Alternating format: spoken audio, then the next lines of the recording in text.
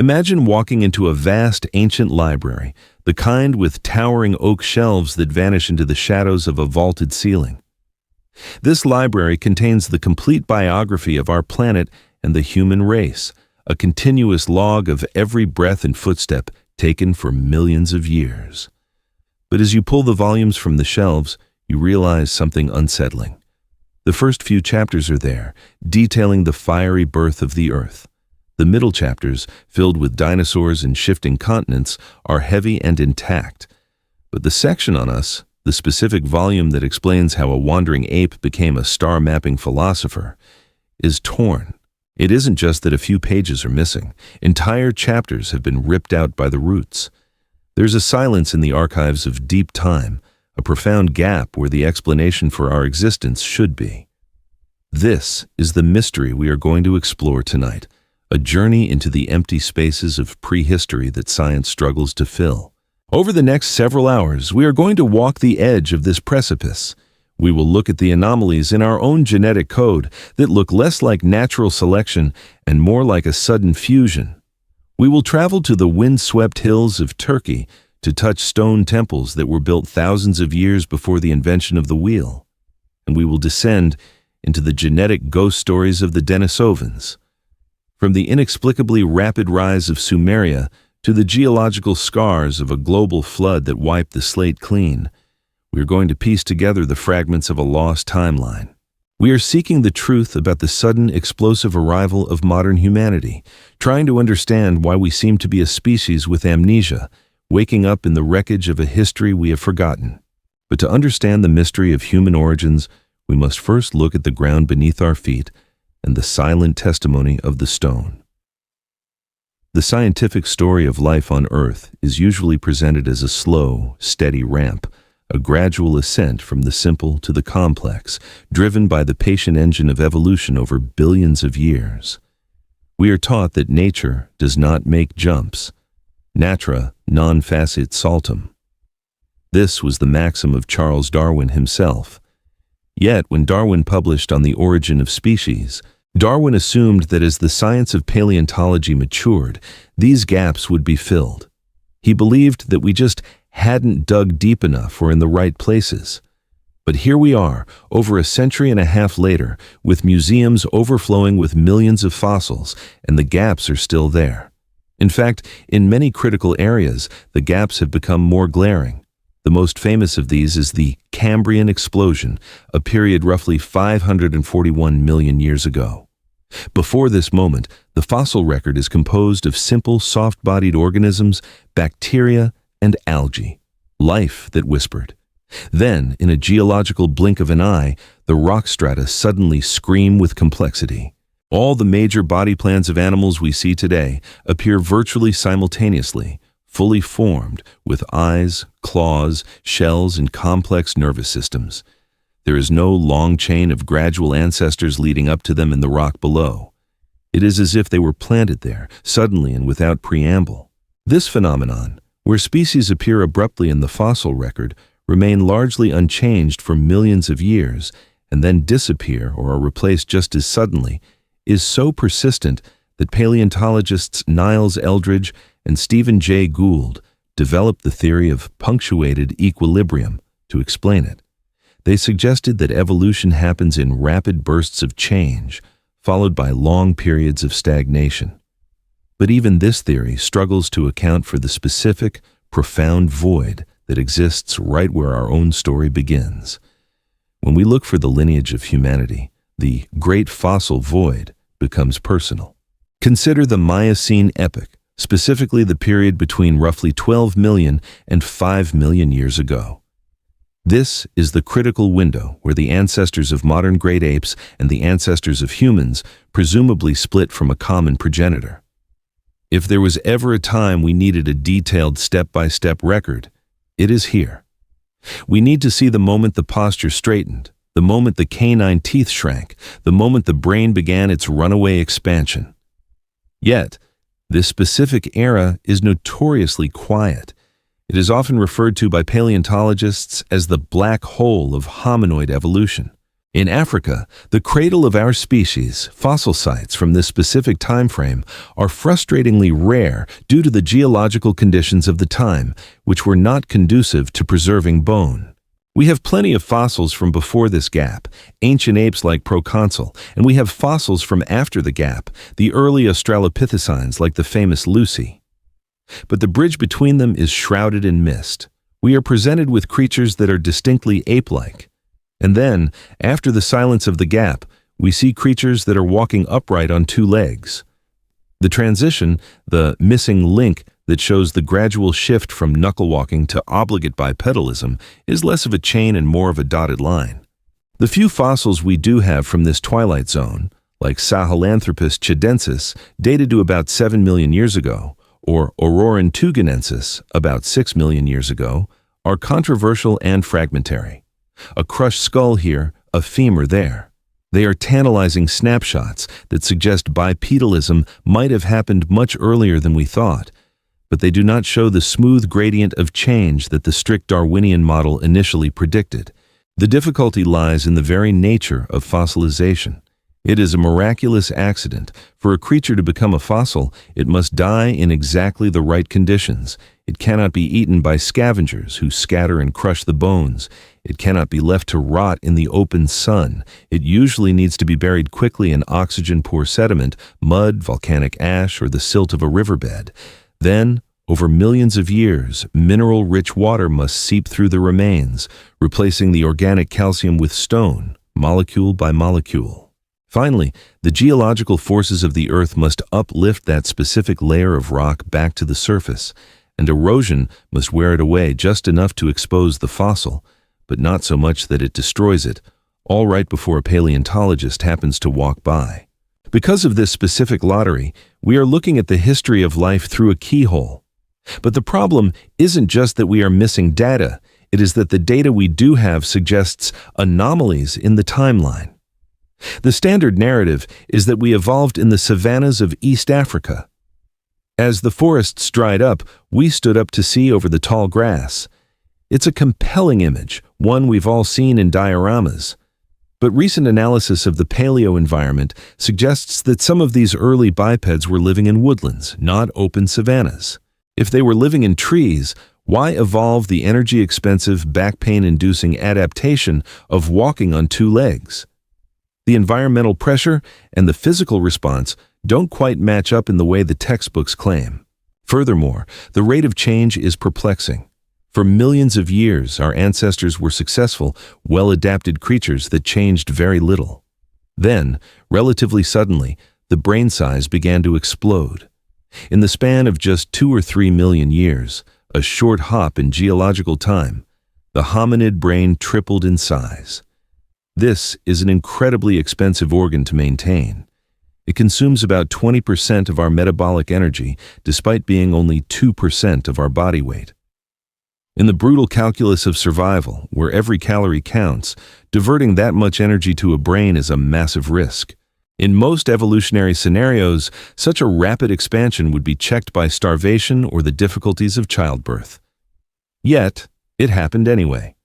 The fossil record shows a relatively flat line of brain size for eons, and then a vertical spike that leads directly to us. This void in the physical record forces us to ask if we are missing a mechanism. Is there something else at play besides slow environmental pressure? The gaps are not merely empty spaces, they are evidence of speed. They suggest that whatever made us human happened fast, in a window of time that was narrow enough to slip through the fingers of the fossil record. We are left with the physical reality of our bodies, our upright posture, our dexterous hands, our massive brains, without the receipts to show exactly how we purchased them. As we stand in the dust of the Great Rift Valley, holding a fragment of jawbone that raises more questions than it answers, we realize that the stones alone cannot tell the whole story. The physical remains have eroded, scattered by the winds of 6 million years. But there is another record, one that is far more durable than bone and much harder to erase. It is a record written in a 4-letter alphabet, coiled tightly inside the nucleus of every single cell in your body. If the fossils are missing the pages of our history, perhaps the ink is still wet in our DNA. And it is there, in the microscopic architecture of our chromosomes, that we find the next, and perhaps most startling, anomaly. Deep within the microscopic architecture of our being, there is a distinct scar that separates us from every other creature on Earth. To find it, we have to look past the bones and the stones, shrinking down to the level of the nucleus, the command center of the cell.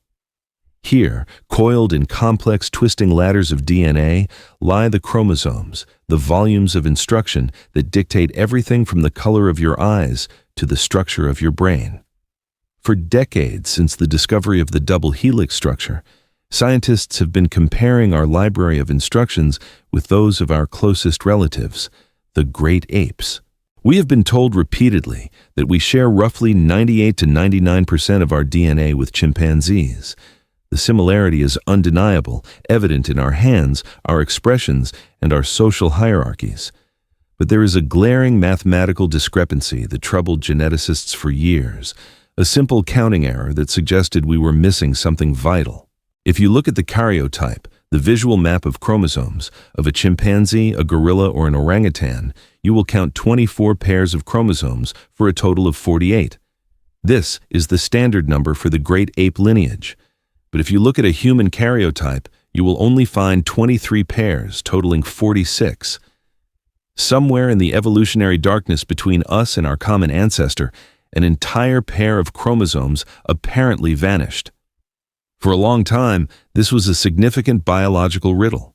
You cannot simply lose a chromosome and survive. These packages of DNA contain thousands of essential genes. Losing one would be like tearing 100 pages out of the instruction manual for building a car. The engine wouldn't start. So the question remained, where did the missing information go?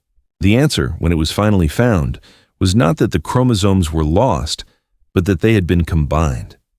This is the story of human chromosome 2, the second largest chromosome in our body and the site of a profound genetic mystery. It turns out that chromosome 2 is actually two separate ape chromosomes glued together.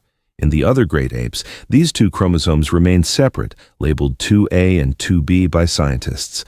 In humans, they are fused head-to-head to form one giant superchromosome.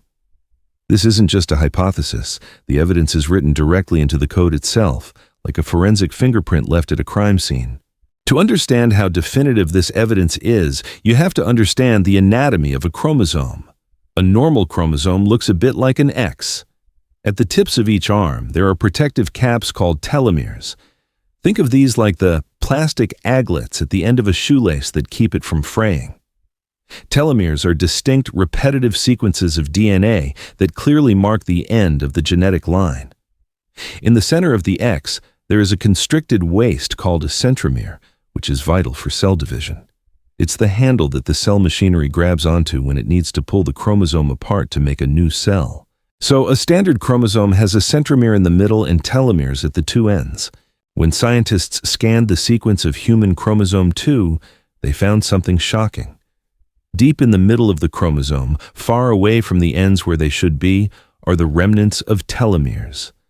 It looks exactly as if two shoelaces were tied together by their plastic tips. There's a specific stretch of DNA code where the sequence suddenly flips and mirrors itself, marking the precise point of fusion. Furthermore, chromosome 2 has two centromeres. One is active and functioning, acting as the handle for cell division, but the other is vestigial. It is a broken, silenced remnant of a centromere that belonged to the second original chromosome. It lies there dormant, a fossilized piece of machinery that proves this massive structure was once two separate entities. This fusion event is widely accepted in the scientific community as the explanation for our lower chromosome count. But acknowledging the how doesn't necessarily explain the why, nor does it account for the extreme improbability of such a mutation becoming fixed in the entire human population. In the wild, chromosomal rearrangements are usually catastrophic. Nature tends to be a strict editor. If you mess with the page numbers, the book gets thrown out. When an individual is born with a fused chromosome, they often suffer from severe health issues, or more critically, they cannot reproduce effectively. This is because when it comes time to have children, their chromosomes can't line up properly with the chromosomes of a normal mate. Imagine the very first early human ancestor who was born with this fusion. They have 45 chromosomes, the fused one plus normal singles, while everyone else in their tribe has 48. When this individual tries to mate, the biological machinery clashes. It's like trying to zip a jacket where the teeth on one side are different sizes than the teeth on the other. The zipper jams. In biology, this mismatch usually results in infertility or miscarriage. It is the same barrier that prevents donkeys and horses from producing fertile offspring. Mules are sterile because the chromosome counts don't match. So, here's the mystery. How did a mutation that should have caused reproductive isolation or sterility manage to not only survive but completely take over? For the 46 chromosome lineage to establish itself, that first mutant individual would have needed to breed, likely with a close relative who carried a similar mutation, or get incredibly lucky with a process called genetic drift in a very small, isolated population. It suggests a severe bottleneck, a moment where the human population was reduced to a tiny number of individuals, perhaps nearly going extinct, allowing this radical new genetic architecture to become the standard. There is also the question of timing and content. This wasn't just a random joining of junk DNA. Chromosome 2 is packed with high-value genetic real estate. It contains the HOXD gene cluster, which is crucial for the development of limbs and body plan. It holds genes related to brain development and immune system regulation. Some researchers have speculated that this fusion event might have been the spark that triggered a cascade of changes, unlocking genetic potential that was previously dormant. By altering the packaging of these genes, the fusion may have changed how they were expressed, potentially contributing to the rapid expansion of the brain or the distinct physical changes that separate us from the Australopithecines. The precision of the fusion is also a point of fascination. It is a clean break and a clean join. In the chaotic, messy world of random mutation, where DNA usually breaks and reattaches in sloppy, destructive ways, the fusion of chromosome 2 is remarkably tidy. It looks, to the untrained eye, almost like a splice. While mainstream science attributes this to the fortunate accidents of deep time, the sudden appearance of this 46 chromosome configuration roughly matches the timeline where the genus Homo begins to diverge sharply from the more ape-like ancestors. It marks a definitive before and after line. Before this event, we were genetically compatible with the ancestors of chimpanzees. After this event, we were on a lonely island, genetically isolated, unable to breed with the lineage we left behind. We are, in essence, a fused species. We are walking around with a biological anomaly in every cell of our bodies. This chromosomal merger created a barrier that prevented us from sliding back into the general ape population. It burned the bridge behind us. If this fusion hadn't happened, or if that first lonely mutant had failed to reproduce, humanity as we know it would not exist. We might still be part of the forest, another variation of the great ape theme, rather than the hairless, large-brained anomaly that dominates the planet. This genetic modification sits at the very foundation of our identity, a silent testament to a moment of radical change. It suggests that our evolution was not just a smooth, linear slide, but a series of jerky, violent hurdles. We cleared a genetic jump that should have tripped us. As we look at the double helix, we see that we are built on a framework that is distinct, modified, and in some ways, solitary. We are the only species in our genus left. All our cousins, the Neanderthals, the Denisovans, and others we have yet to name, are gone. We survived carrying our fused chromosome like a secret pact. But if our hardware was upgraded, if the chassis of the human body and the engine of the brain were built through these mysterious leaps, there remains another puzzle. For a long time, we had the body of a modern human. We had the 46 chromosomes. We had the large brain. And yet, for tens of thousands of years, we did almost nothing with it. We enter a period of time that archaeologists find deeply frustrating, a long silence where the hardware was ready, but the software hadn't loaded. We call this the era of the Great Stagnation, a time when humanity stood still, waiting for a spark that wouldn't arrive for eons. So we have the body. By roughly 200,000 to 300,000 years ago, the biological project of building a human was essentially complete. If you were to take a time machine back to the savannas of Ethiopia or the caves of Morocco from this era, and you kidnapped a man, brought him to the present, gave him a shave, a haircut, and a suit, and sat him down on a subway train, no one would look twice. He would not look like a brutish ape man. He would have the high forehead, the flat face, the defined chin, and the slender, agile frame of a modern marathon runner. Physically, he is indistinguishable from you or me. He possesses the fused chromosome 2. He has the same vocal cords capable of speech. Most importantly, his skull houses a brain of roughly 1350 cubic centimeters, the exact same hardware that built the pyramids, wrote Hamlet, and split the atom. You would expect that with this massive energy-hungry computer fully installed and online, the lights of civilization would immediately flicker on. You would expect to see a rapid trajectory of invention, perhaps not iPhones and rockets immediately, but certainly complex architecture, sophisticated art, agriculture, or written symbols. We have the engine, so surely we should hear the roar of the car accelerating. But instead, we hit a wall of silence. For the next 100,000 years, almost nothing happens.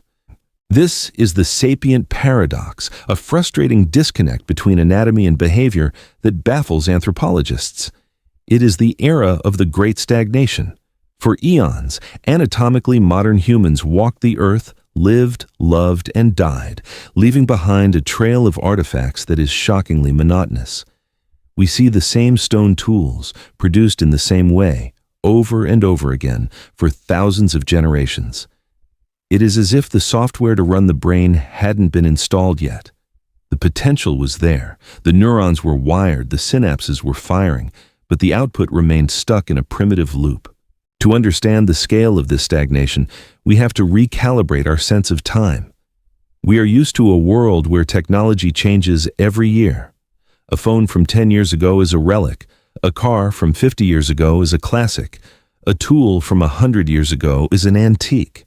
We measure history in decades and centuries. The entirety of recorded human history, from the first cuneiform tablets of Sumer to the present day, is only about 5,000 to 6,000 years. That is the blink of an eye. Now, imagine a stretch of time 20 times longer than all of recorded history combined. That is the duration of this silence. During this vast expanse of time, humans were using stone tool technologies that, while effective, showed little to no innovation. In the earlier parts of this timeline, they were still utilizing variations of the Acheulean hand axe, a teardrop-shaped piece of flint chipped on both sides. This tool had been invented by our ancestor Homo erectus over 1 million years prior. Imagine using the exact same model of hammer that your great-great-great-grandfather used, and his great-grandfather before him, stretching back for 1 million years. There were no fashion trends in stone tools. There was no Model T followed by a Ferrari. There was just the hand axe. Later, this evolved into the Middle Stone Age toolkit, or the Mysterian industry, which involved preparing a stone core and striking off flakes. It was an improvement, yes, but once it was developed, it froze. The toolkit you were born with was the toolkit you died with, and it was the same one your descendants would use 10,000 years later. Life during this 100,000-year wait was undoubtedly hard, but the stagnation suggests a peculiar kind of psychological state. These early humans were masters of their environment, yet they seemed to lack the drive, or perhaps the capacity, to manipulate it abstractly. We find very little evidence of art during this period. There are no cave paintings of thundering bison herds. There are no carved ivory figurines. There are no intricate beads or jewelry that would suggest a sense of individual identity or status. The archaeological layers are utilitarian. They are filled with the debris of survival, broken bones, charcoal from fires, and sharp rocks. It is a world of pure function, devoid of the symbolic clutter that defines the modern human experience. It's haunting to consider what was happening inside their heads. They had the capacity for complex language, but did they use it? Without the physical evidence of symbolic behavior, like ornaments or ritual burials, some linguists and archaeologists argue that they might not have possessed fully complex recursive language. Perhaps they communicated in a way that was practical and grounded in the here and now. Danger, food, water, run, without the ability to construct the elaborate mythologies or future planning narratives that require mental time travel. They might have lived in an eternal present, reacting to the world rather than reshaping it. There are, of course, tiny flickers of light in this long, dark tunnel, anomalies that hint at something bubbling beneath the surface. In caves like Blombos in South Africa, we find pieces of ochre, a soft, red iron-rich stone that were scratched with geometric crosshatch patterns dating back 70,000 to 100,000 years. We find sea snail shells that might have been strung as beads. These are exciting finds because they suggest that the capacity for symbolism was flickering, like a flame trying to catch on damp wood. But these moments are rare and isolated. They appear and then vanish, or they remain incredibly simple for tens of thousands of years. They do not trigger a revolution. They do not lead to a sudden explosion of culture. They are quiet whispers in a roaring silence. This period challenges our ego. We like to think of ourselves as innate innovators, problem solvers who can't help but improve our station. We assume that if you give a human a big brain, they will inevitably invent the wheel, then the steam engine, then the internet. But the fossil record tells a different story. It tells us that for the vast majority of our existence, we were content or constrained to remain as we were. We were a part of the ecosystem, not its masters.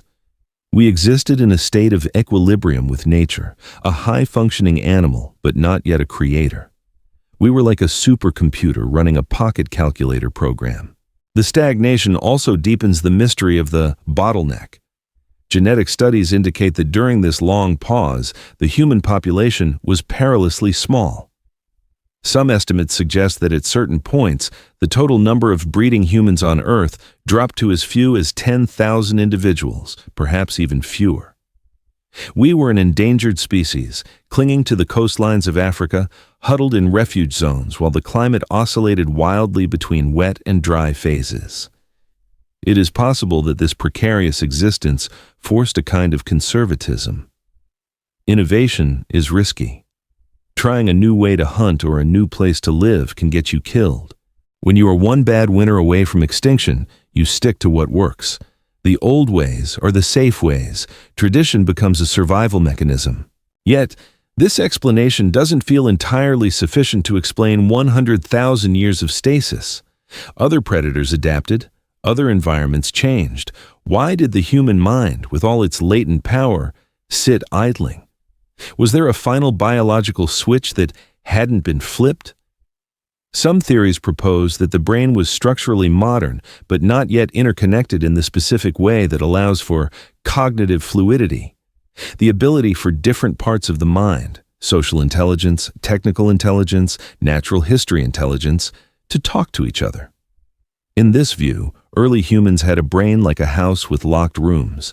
They could make tools, technical room, and they could navigate social hierarchies, social room. But they couldn't combine them to make a necklace, social plus technical, or create a totem of an animal spirit, natural history plus social. We are left with the image of a species in waiting, a sleeping giant. Generation after generation, the sun rose over the African continent, illuminating a landscape dotted with small bands of humans who looked just like us, staring out at a world they had not yet claimed. They possessed the hands that could paint the Sistine Chapel and the minds that could calculate the distance to the moon, yet they used them only to scrape hides and chip stones. They were the ultimate sleeper agents of evolution, carrying a secret weapon that they didn't know how to activate. But the silence was not destined to last forever. The stagnation, as long and heavy as it was, eventually broke. And when it broke, it didn't happen gradually. It didn't happen through a slow, agonizing creep of progress. It happened with the violence and suddenness of a dam bursting. Something shifted, whether it was a final genetic mutation, a cultural threshold, or a change in diet, we don't know, but the lights turned on. The great leap forward was approaching, a moment where the human mind suddenly woke up and began to dream. and the evidence of this awakening is not found in a slow improvement of stone tools, but in a sudden, inexplicable explosion of beauty that appeared, fully formed, out of the darkness. And then, roughly 40 to 50,000 years ago, the dam broke. If the previous 100,000 years were a black and white silent film of survival, eat, sleep, hunt, repeat, this moment is when the world suddenly burst into technicolor and surround sound. In the archaeological record, it is often called the Upper Paleolithic Revolution. But that academic title feels too dry for what was essentially a cognitive supernova. Somewhere in the dark recesses of the Ice Age, the human mind crossed a threshold from merely existing to creating, and it didn't do so with a cautious, tentative stutter. It sang. We see this most vividly when we crawl into the deep earth. Imagine stepping into the Chauvet Cave in southern France. The entrance was sealed by a rockfall over 20,000 years ago, acting as a time capsule, hermetically preserving the air, the footprints, and the walls exactly as they were. As your torchlight cuts through the eternal gloom, it dances across the limestone canvas, and you are met not with crude stick-figure scribbles, but with a stampede. Hundreds of animals, lions, woolly rhinoceroses, mammoths, horses, rush across the walls. They are not static icons, they are alive. The artists use the natural contours of the rock to give the beasts three-dimensional muscle and bulk. A bulge in the wall becomes the shoulder of a bison. A crack becomes the ground line.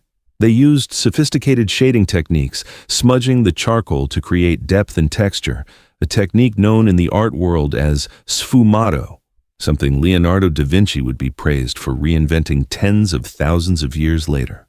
They understood perspective, drawing animals in the background smaller and fainter than those in the foreground to create the illusion of a vast receding herd. The shock of Chauvet and other sites like Altamira in Spain or Lascaux is not just that the art is beautiful, it is that it is masterful. Carbon dating places the oldest of these paintings at roughly 36,000 years ago. According to the standard model of gradual evolution, this should be the kindergarten phase of human art. We should see messy experimental attempts. We should see thousands of years of awkward sketches, ill-proportioned figures, and failed concepts as humanity slowly taught itself how to represent the three-dimensional world on a two-dimensional surface. But that learning curve is missing. There is no pre-Chauvet phase of scribbles. The art arrives fully formed, displaying a level of technical competence that rivals a modern art school graduate. It is an impossible jump. It is as if the first car ever invented was a Ferrari, with no Model T or horse-drawn carriage preceding it. The artists who walked into those caves weren't figuring it out as they went along. They already possessed a fully developed aesthetic vocabulary and the motor skills to execute it perfectly. Where are the practice sketches? Where are the centuries of bad art that led to this perfection? The archaeological record is silent. It's a sudden explosion of genius in the dark. This creative spark wasn't limited to painting.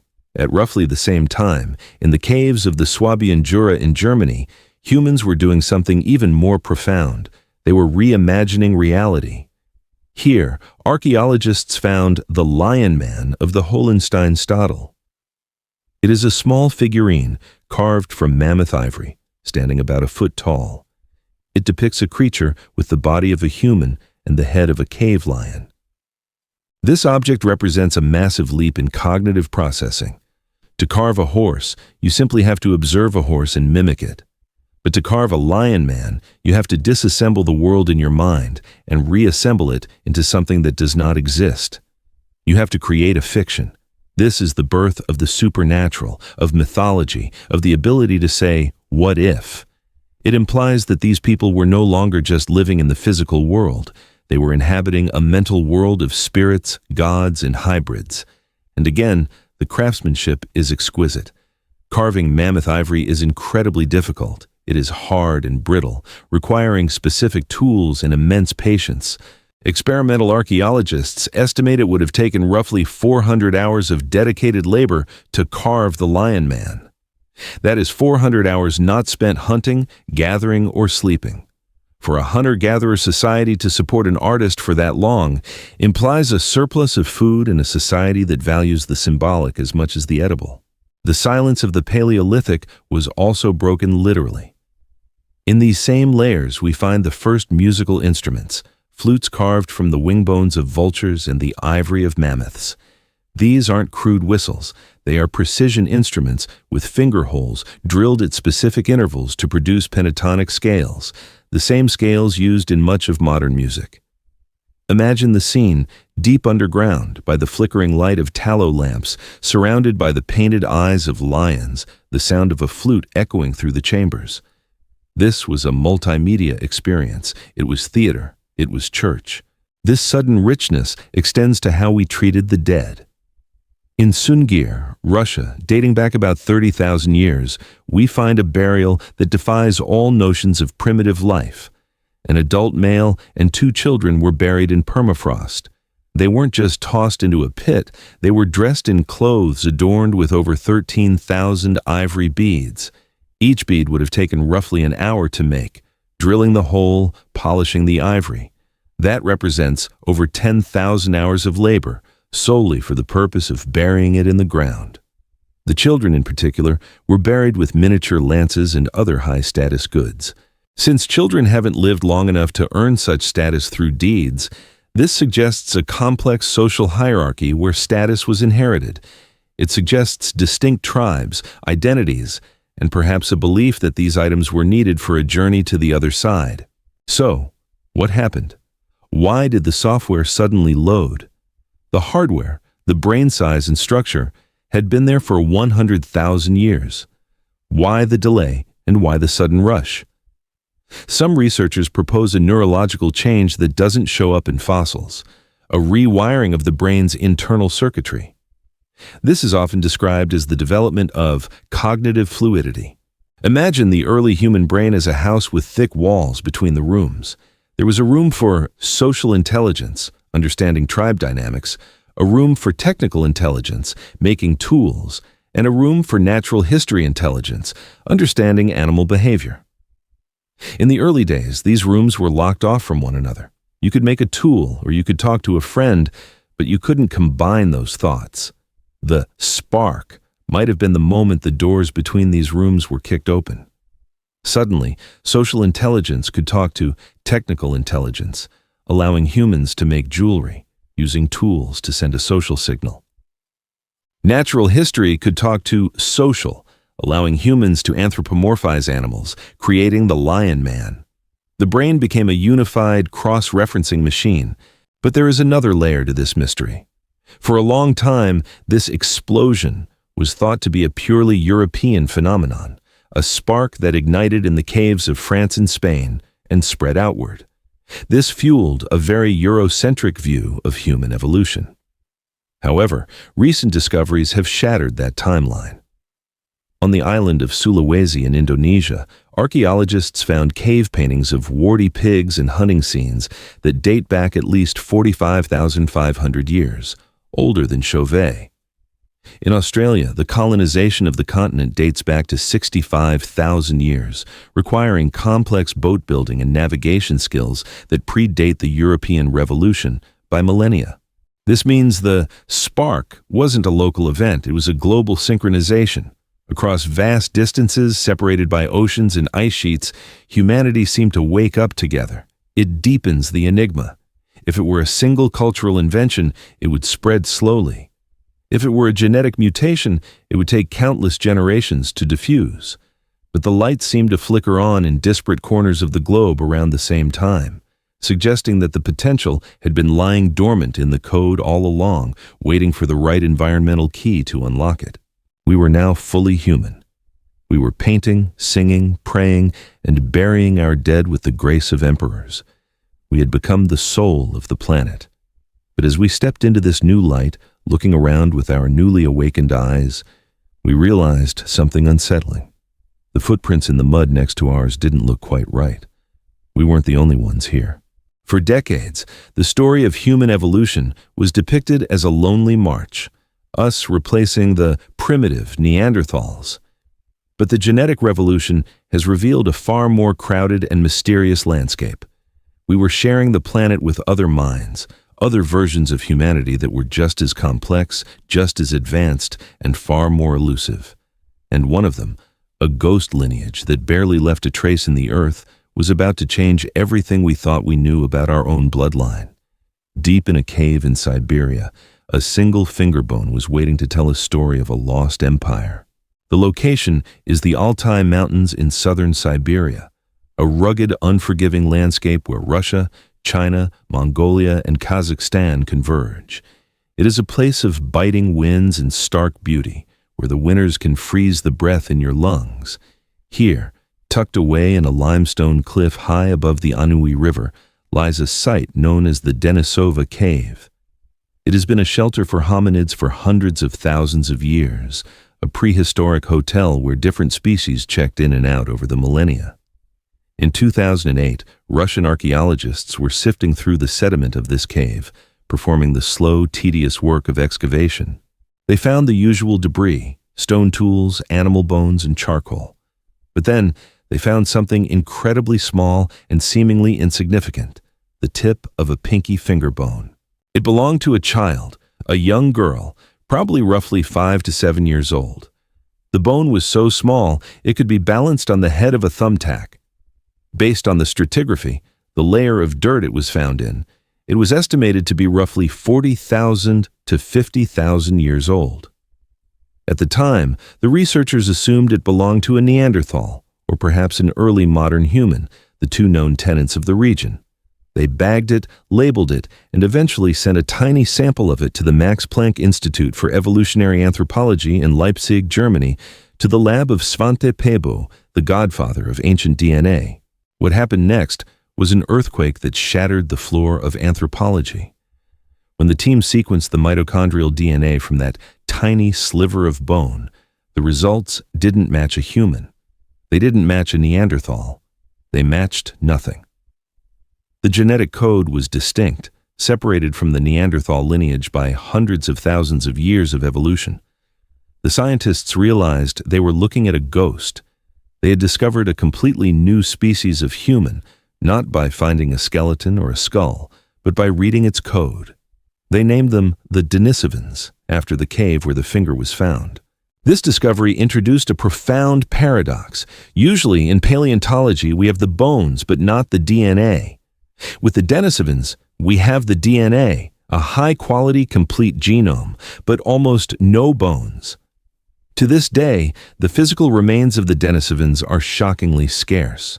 If you gathered every confirmed Denisovan fossil found so far, the pinky bone, a few large molars, a fragment of a skull, and a jawbone recently identified on the Tibetan plateau, they would not even fill the palm of your hand. That is it. That is the entire physical library of a species that walked the earth for hundreds of thousands of years. And yet, despite this invisibility in the fossil record, the genetic record tells us they were a superpower. When geneticists began comparing the Denisovan genome to modern human populations, they found another shock. The Denisovans didn't just vanish. They are still here. They bred with the ancestors of modern humans. Today, traces of Denisovan DNA are found in significant amounts in the indigenous populations of Melanesia, Aboriginal Australia, and the Philippines, comprising up to 5 or 6% of their genome. This is a massive genetic footprint. It implies that the Denisovans were not just a small, isolated tribe in a Siberian cave. To leave such a lasting legacy across such a vast area, they must have been populous and widespread, ranging from the freezing tundras of Siberia all the way down to the steppes of Asia and the tropical islands of the Pacific. They were likely a shadow empire of the ancient world, a distinct lineage of humanity that adapted to diverse environments long before we arrived. We even see the evidence of their adaptation in our own blood. The Sherpa people and inhabitants of the Tibetan plateau possess a unique gene variant called EPAS-E1, which allows them to thrive in thin, low-oxygen air at high altitudes without their blood thickening dangerously. When scientists traced the origin of this super-athlete gene, they found it didn't originate in modern humans. We stole it. It was a gift from the Denisovans, acquired through interbreeding. The Denisovans had already mastered the high mountains, evolving biologically to survive on the roof of the world, and they passed that survival kit down to us. But the mystery of the Denisovans goes deeper than just their DNA. It touches on their mind. Because we lack their skeletons, we have generally pictured them as archaic, perhaps distinct from us, but likely more brutish, similar to the popular caricature of Neanderthals.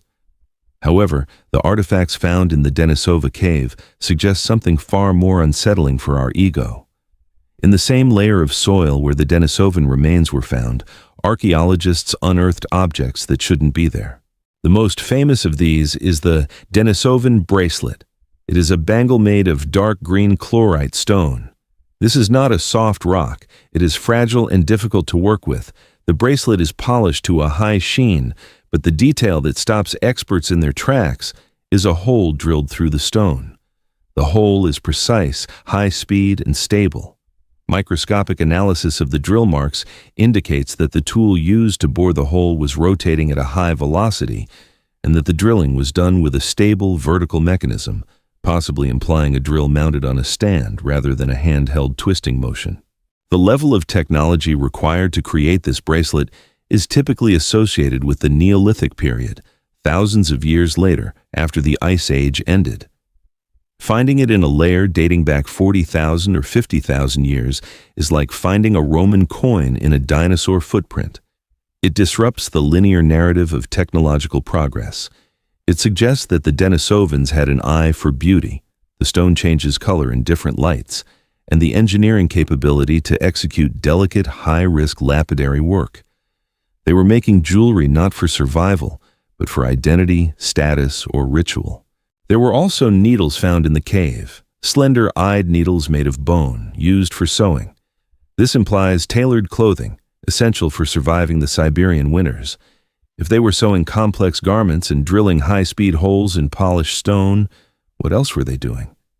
Because we haven't found their cities or their large settlements, we assume they didn't exist. But perhaps we are just looking in the wrong places, or looking for the wrong things. If they built primarily with wood, leather, or other organic materials, their entire material culture would have rotted away, leaving only the imperishable stone and the genetic echo.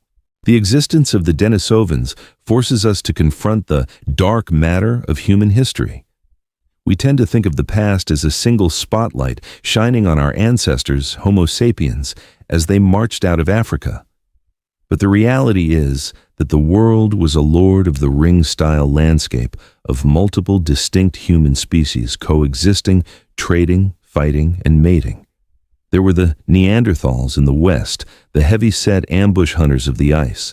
There were the Denisovans in the east, the mysterious high-altitude adapters. There were the hobbits, Homo floresiensis, on the island of Flores, tiny humans standing only 3 feet tall, hunting mini elephants. And there was us, the newcomers. We are the last ones standing, the lonely survivors of a crowded family tree. But the question remains, what happened to them? Why did a population that spanned a continent and possessed advanced genetics and tool-making skills simply evaporate? The timing of their disappearance and the disappearance of the Neanderthals coincide suspiciously with 2 major events: the arrival of modern humans and the erratic, violent climate shifts of the late glacial period. Did we outcompete them for resources? Did we bring diseases they had no immunity to? Or did we simply absorb them, loving them into extinction until their distinct lineage was diluted into ours? The silence of the Denisovan fossil record is deafening. It reminds us that an entire civilization, a parallel humanity, can exist, thrive, and dominate a continent for eons, and then vanish so completely that only a pinky bone and a few lines of code remain to prove they were ever there. It is a humbling check on our own permanence. We look at our skyscrapers and data centers and assume they will last forever. But the Denisovans likely felt just as permanent in their mountain strongholds.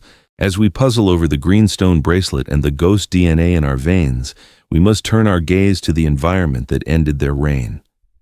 The world the Denisovans and early humans inhabited was about to undergo a transformation so violent and sudden that it would scrub the surface of the Earth clean. We are moving toward the end of the Pleistocene, a time when the ice was retreating and the world seemed to be warming into a gentle paradise. But the planet had one final brutal trap waiting. Just as humanity was potentially poised to settle down, the climate snapped. The temperatures plummeted, the ice roared back, and a cataclysm unfolded that may have been the reset button for human civilization. This is the story of the Younger Dryas. We have arrived at the most critical crime scene in the investigation of human history. Roughly 12,800 years ago, the planet was in the midst of a beautiful, gentle thaw.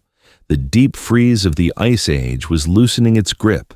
The vast glaciers that sat atop North America and Europe like heavy white blankets were retreating, pulling back to reveal fertile new lands. Sea levels were rising, but slowly enough to be manageable. The global temperature was climbing. This period, known to geologists as the Bölling-Allerud Interstadial, was a false spring. It was a time of abundance where human populations expanded, moving into the Americas and tracking the great herds of megafauna across the steppes. If you were a human alive at that moment, you would have felt that the worst was over, that the world was becoming a garden. And then, virtually overnight, the garden froze. Something slammed the brakes on the warming world with violence that is hard to comprehend. In the geological blink of an eye, some evidence from Greenland ice cores suggests it happened in as little as a few years, perhaps even a single season. Global temperatures cratered. They plummeted back to the extreme lows of the peak ice age. This was not a gradual cooling trend, it was a cliff. The world was plunged into a deep, brutal freeze that would last for roughly 200 years. This period is known as the Younger Dryas, named after a small, resilient tundra wildflower, Dryas octopetala, which suddenly flourished in Europe as the forests died and the cold returned. This sudden U-turn in the climate is the smoking gun of prehistory. It is a dividing line. On one side, you have the chaotic, unrecognizable world of the Pleistocene. On the other, the stable epic of the Holocene, where our recorded history begins. But the mystery isn't just that it got cold, it's the violence associated with the shift. For decades, the standard textbook explanation was the Lake Agassiz theory.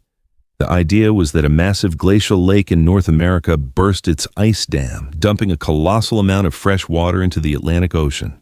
This fresh water sat on top of the dense salt water, shutting down the Gulf Stream, the conveyor belt that brings warm air to Europe, and plunging the Northern Hemisphere back into the freezer. It is a solid theory, plausible and grounded in fluid dynamics.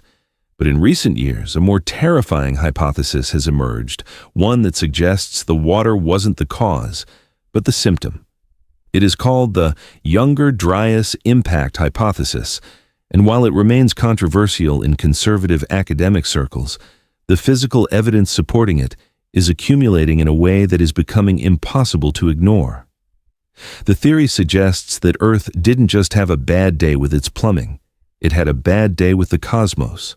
The evidence is found in a geological feature known as the black mat. Across more than 50 sites in North America, Europe, and parts of South America, there's a distinct dark layer of carbon-rich soil found a few feet underground. It dates precisely to the onset of the Younger Dryas, 12,800 years ago. Below this black line, you find the bones of mammoths, giant sloths, American camels, and saber-toothed cats. You find the distinct Clovis spear points of the early American hunters. Above the black line, silence. The megafauna are gone. The Clovis culture is gone. The soil is devoid of the life that thrived just inches below. When scientists analyzed this black mat, they found materials that are not typical of a normal forest fire or swamp sediment. They found nanodiamonds, microscopic diamonds that form only under extreme pressure and heat, the kind associated with cosmic impacts. They found high concentrations of iridium, an element rare on Earth but common in asteroids. They found magnetic microspherules, tiny balls of melted rock and metal that form when the ground is vaporized and splashes up into the atmosphere, cooling as it falls back down. These are the fingerprints of a cosmic collision. The scenario proposed is not a single solid rock hitting the planet like the one that killed the dinosaurs. Instead, it suggests that Earth passed through the debris tail of a disintegrating comet.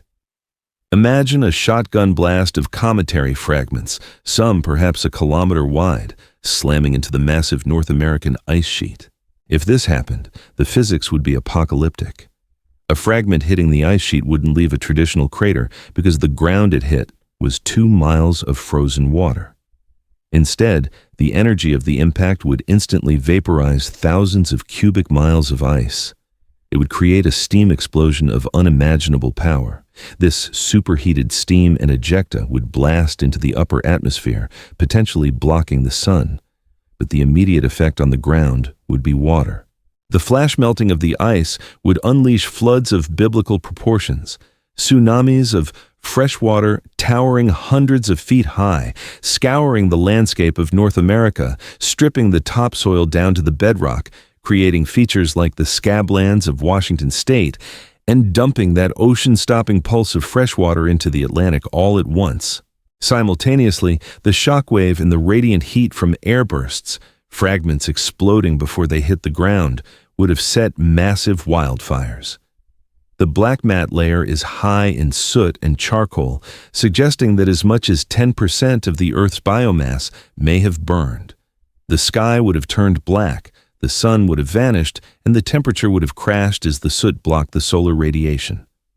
This was a global reset button. Consider the implications for any human beings alive at that time. If you were a hunter-gatherer living in North America, you were likely wiped out instantly. The Clovis people, who had developed a sophisticated and distinct style of stone tool-making, vanish from the record at exactly this moment. Their technology disappears, replaced later by different, cruder forms, suggesting a break in cultural transmission. The elders died, and with them, the knowledge of how to make the tools. But the most haunting implication concerns the lost civilization theory. Humans tend to settle on coastlines. We love the estuaries, the river deltas, the places where the ocean meets the land. These are the transport hubs and the food baskets. If there was any advanced human society 12,900 years ago, perhaps a maritime culture or a sedentary group beginning to experiment with agriculture, they would almost certainly have been located on the coastlines of the time. When the Younger Dryas hit, and later when it ended 200 years later with another sudden melt, sea levels didn't just creep up. They jumped. We talk of meltwater pulses, specifically meltwater pulse 1b, where sea levels rose by meters in a very short time. The geography of the world changed. Land bridges connecting England to Europe, Doggerland, or Siberia to Alaska, Beringia, were eventually submerged. Any civilization living on the beachfront property of the Ice Age world would today be sitting under 300 feet of ocean water and miles of sediment.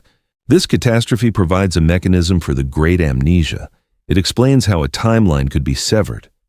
If a culture had developed complexity, perhaps using wood or early mud brick, or living in coastal cities, the combination of fire, flood, and a 1,200-year return to glacial conditions would have erased it.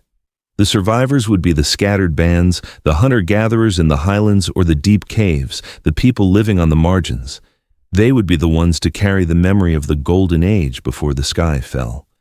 They would tell stories of a great flood, of a time when the sun hid its face, of fires that consumed the earth. And over thousands of years, these stories would turn into myths. The extinction of the megafauna is the silent witness to this carnage. For millions of years, woolly mammoths had survived ice ages. They were adapted to the cold. Why, then, did they die out precisely when the climate briefly returned to the cold they loved? The overkill hypothesis blames humans for hunting them to extinction, but it strains credulity to think that small bands of humans with stone spears could wipe out millions of animals across entire continents, including dangerous predators, in such a narrow window of time. A cosmic impact, however, destroys the food web instantly. It kills the plants, which kills the herbivores, which kills the carnivores. The graveyards of the Younger Dryas, mass deposits of tangled bones found in permafrost, look less like hunting camps and more like disaster zones. For the last 200 years, humanity held on by a thread. The population bottleneck tightened again. We were shivering in the dark, traumatized, surrounded by the ghosts of a world that had been destroyed. And then, around 11,600 years ago, the Younger Dryas ended. Just as abruptly as it began, the temperature rocketed back up. The ice receded for good. The Holocene began. The survivors walked out into a new world. It was a blank slate. The megafauna were gone. The landscapes were altered. The memory of the past was fading into legend. You would expect these traumatized survivors to spend thousands of years slowly rebuilding, relearning how to chip stone, gradually figuring out how to pile rocks to make a wall.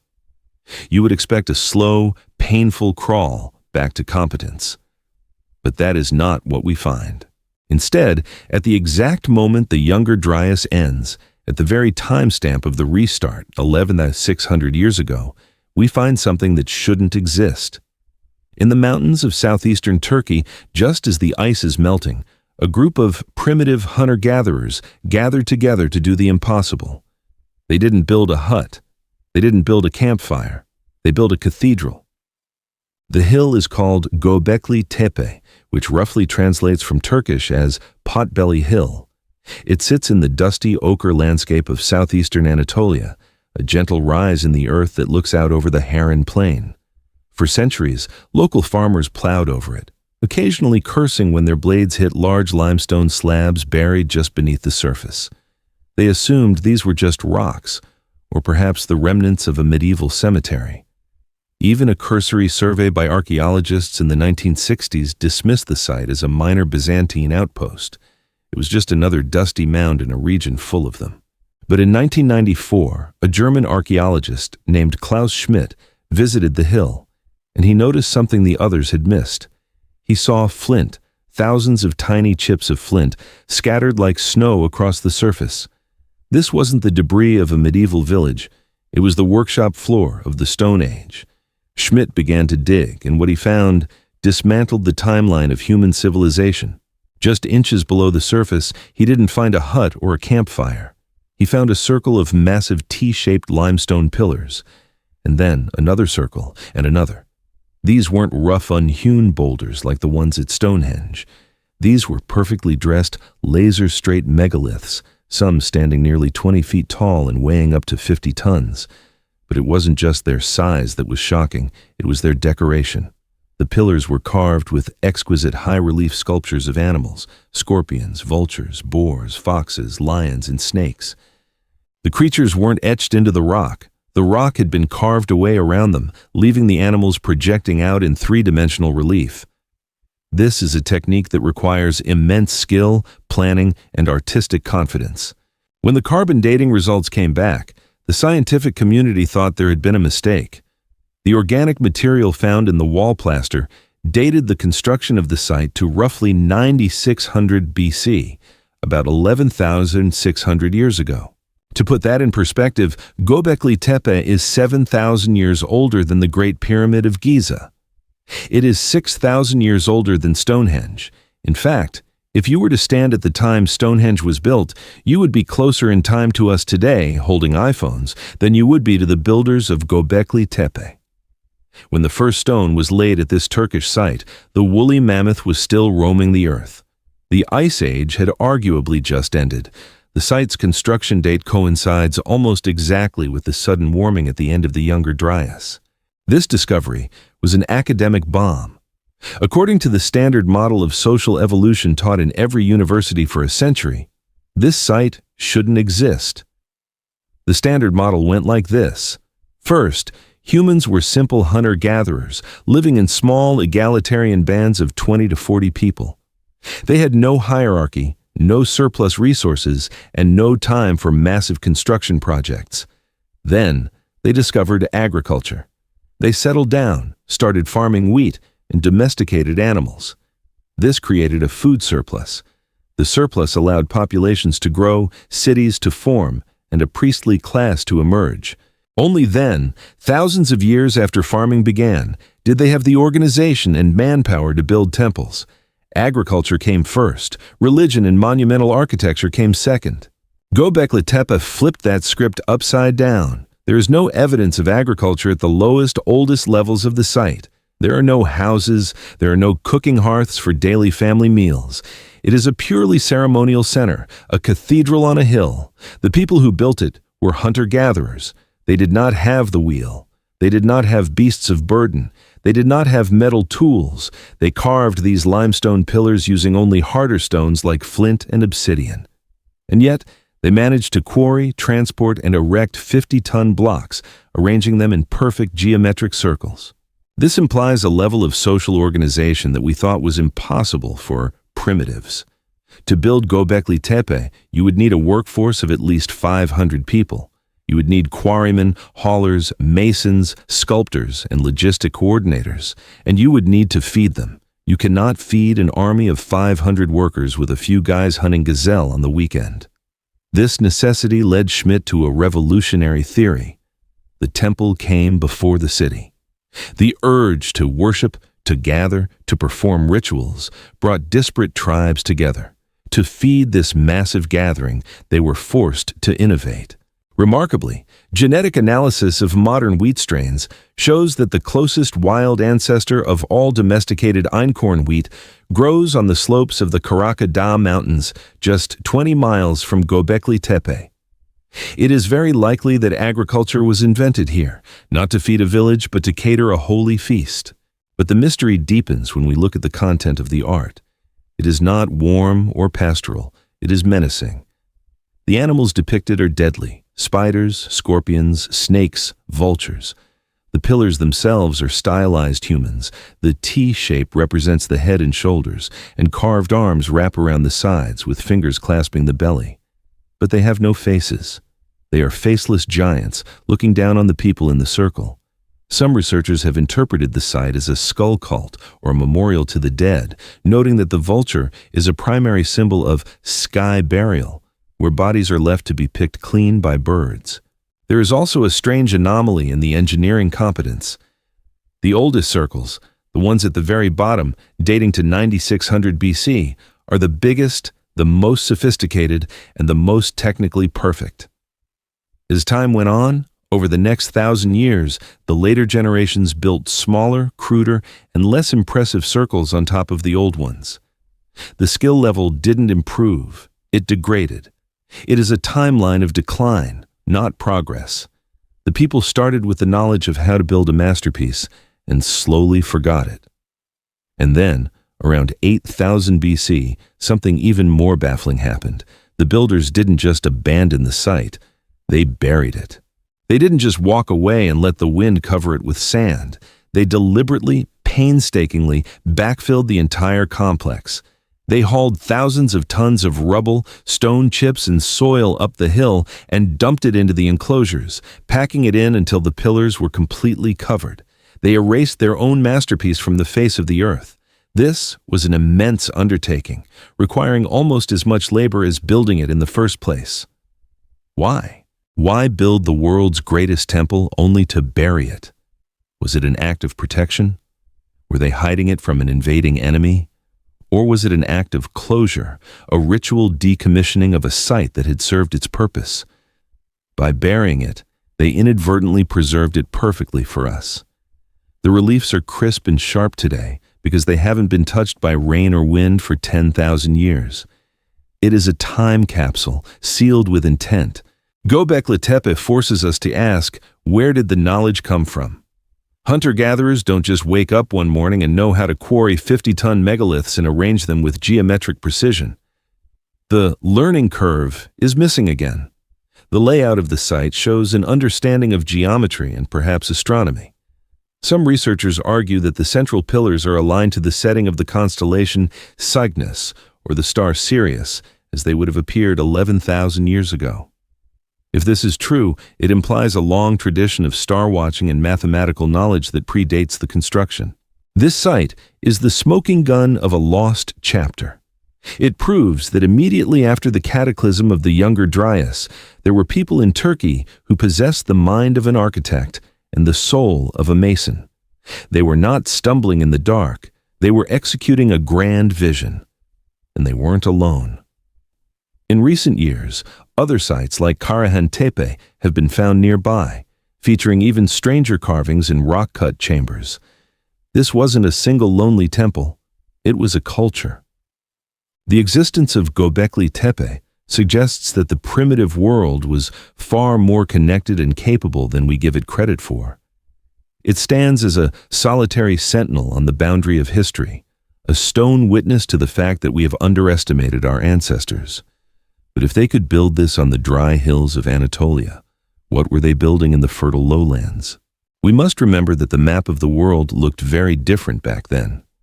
While the builders were carving vultures onto limestone pillars in Turkey, the geography of Europe was unrecognizable. The North Sea, the English Channel, these bodies of water did not exist. Instead, there was a vast low-lying plain connecting England to France, Denmark, and the Netherlands. It was the heartland of Europe, a prehistoric paradise teeming with life, and like the memory of the builders, it was destined to vanish. As the ice continued to melt and the oceans continued to rise, a silent tragedy was unfolding to the northwest, a tragedy that would drown an entire country, leaving its secrets to be trawled up in fishing nets thousands of years later. This is the story of Doggerland. If you were to look at a satellite map of Europe today, your eye is immediately drawn to the blue expanse of the North Sea. It is a cold, rough body of water that separates the British Isles from the mainland of France, Belgium, the Netherlands, and Denmark.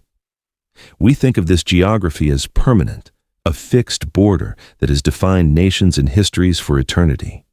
But if we rewind the clock just a few thousand years, a mere heartbeat in geological time, that sea vanishes. In its place was a vast verdant landscape that archaeologists have named Doggerland. Imagine walking out of a cave in what is now Northumberland, England, and heading east.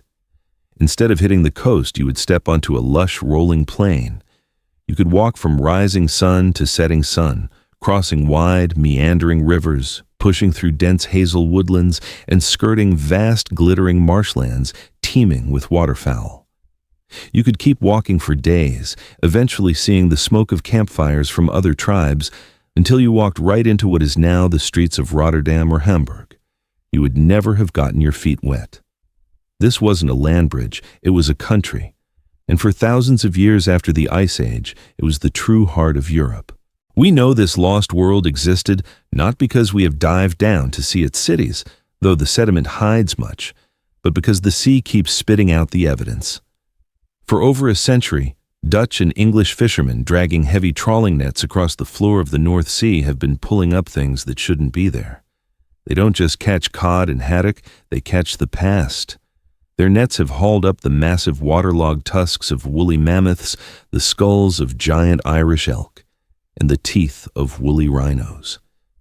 For a long time, these were treated as curiosities, odd bones from a time before the flood. But then they started finding the tools. In 1931, a trawler named the Colinda was fishing roughly 25 miles off the coast of Norfolk when it dragged up a lump of peat. Stuck inside was a pristine antler point, carved with barbs running along its length. It was a harpoon. When archaeologists analyzed it, they realized it was Mesolithic, dating back to a time when the area should have been deep underwater. This was the first smoking gun. Since then, amateur collectors and scientists combing the beaches of Holland, where sand dredged from the ocean floors used to replenish the coastline, have found thousands of artifacts. They have found flint axes, jawbones of humans, and beads. They have mapped the courses of ancient rivers that now flow nowhere, hidden beneath the waves. We now understand that Doggerland was not just a desolate tundra connecting 2 points. It was a paradise. As the ice sheets melted in the early Holocene, this low-lying basin became a Garden of Eden for the hunter-gatherers of northern Europe. It had the best resources on the continent: freshwater wetlands rich in fish and birds, dense forests for deer and boar, and a coastline that offered seals and shellfish. It is highly probable that during the Mesolithic period, the population density of Doggerland was higher than anywhere else in Europe. It was the hub, the central nervous system of the culture of the time. The people living in modern-day France or England were effectively living in the suburbs. The action was happening in the Great Plain, now buried under the gray waves. But this paradise was doomed. The story of Doggerland is a slow-motion apocalypse that unfolded over generations, culminating in a single day of terror.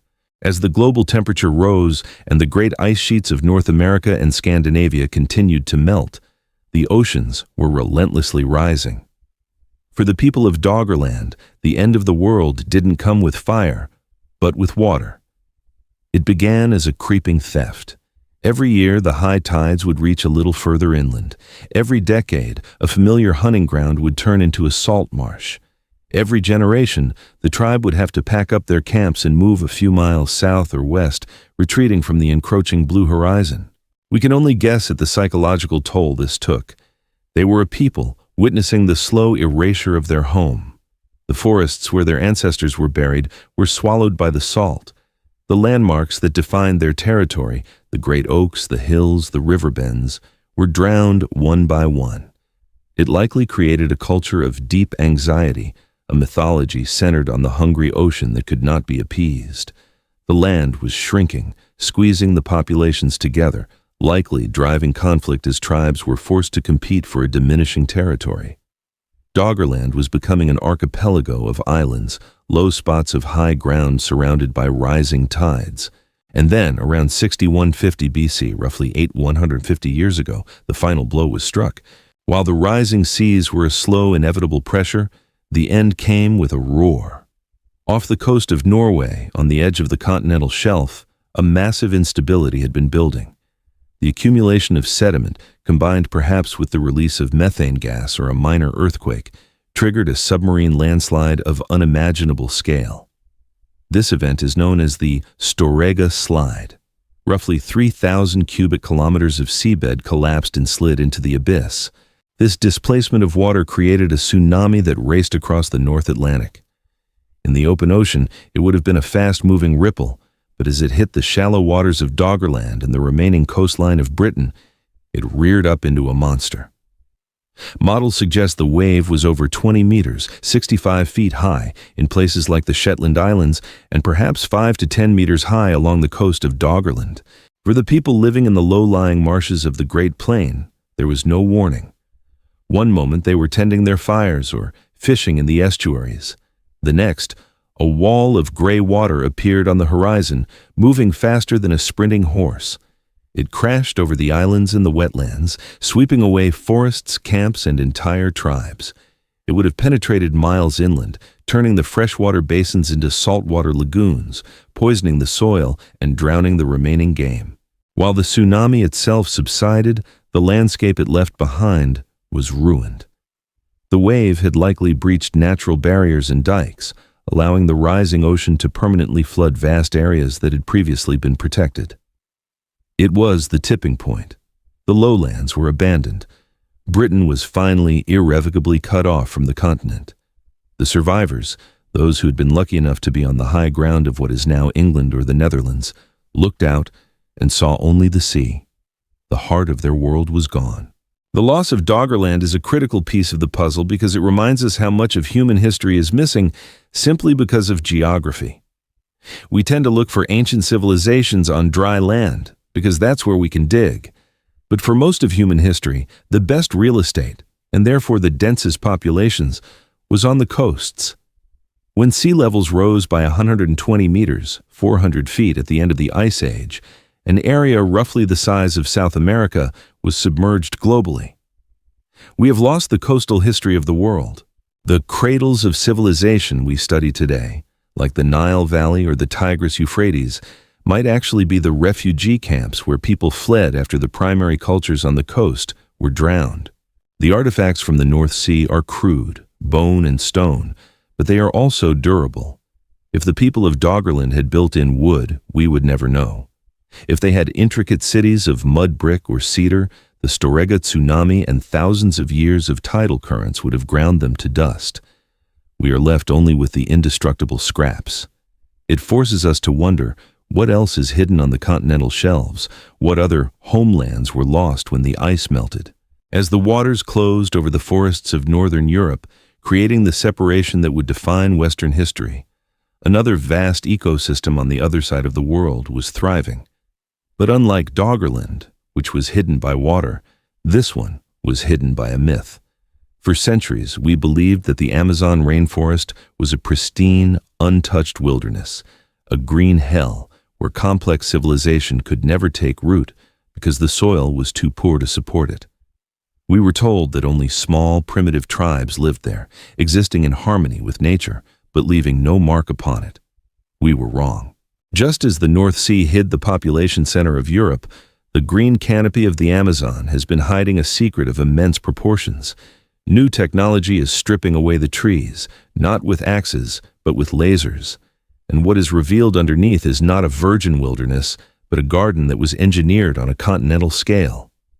We are about to discover that the lungs of the world are actually an overgrown farm, and the primitive tribes are the survivors of a civilization that rivaled the Greeks and Romans in its complexity.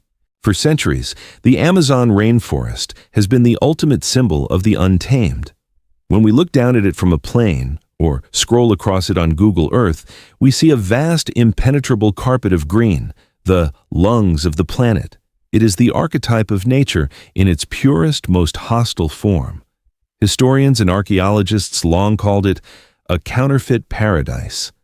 The theory, championed for decades by the Smithsonian archaeologist Betty Meggers, was simple. The Amazon looks lush, but the soil beneath it is terrible. It is acidic, yellow clay, leached of nutrients by the constant rain. Therefore, the argument went, it could never support a large-scale civilization. It could only sustain small, scattered tribes of hunter-gatherers who lived lightly on the land. According to the textbooks, the Amazon was a place where humanity was merely a guest, never a master. But in 1541, a Spanish conquistador named Francisco de Orellana floated down the Amazon River, and he told a very different story. He was the first European to navigate the length of the river, and his journals read like a fever dream. He claimed that the banks of the river were not empty jungle, but were lined with continuous settlements. He described massive cities glistening in white, elaborate road networks, and populations so dense that as soon as his ships passed one village, they were already entering the next.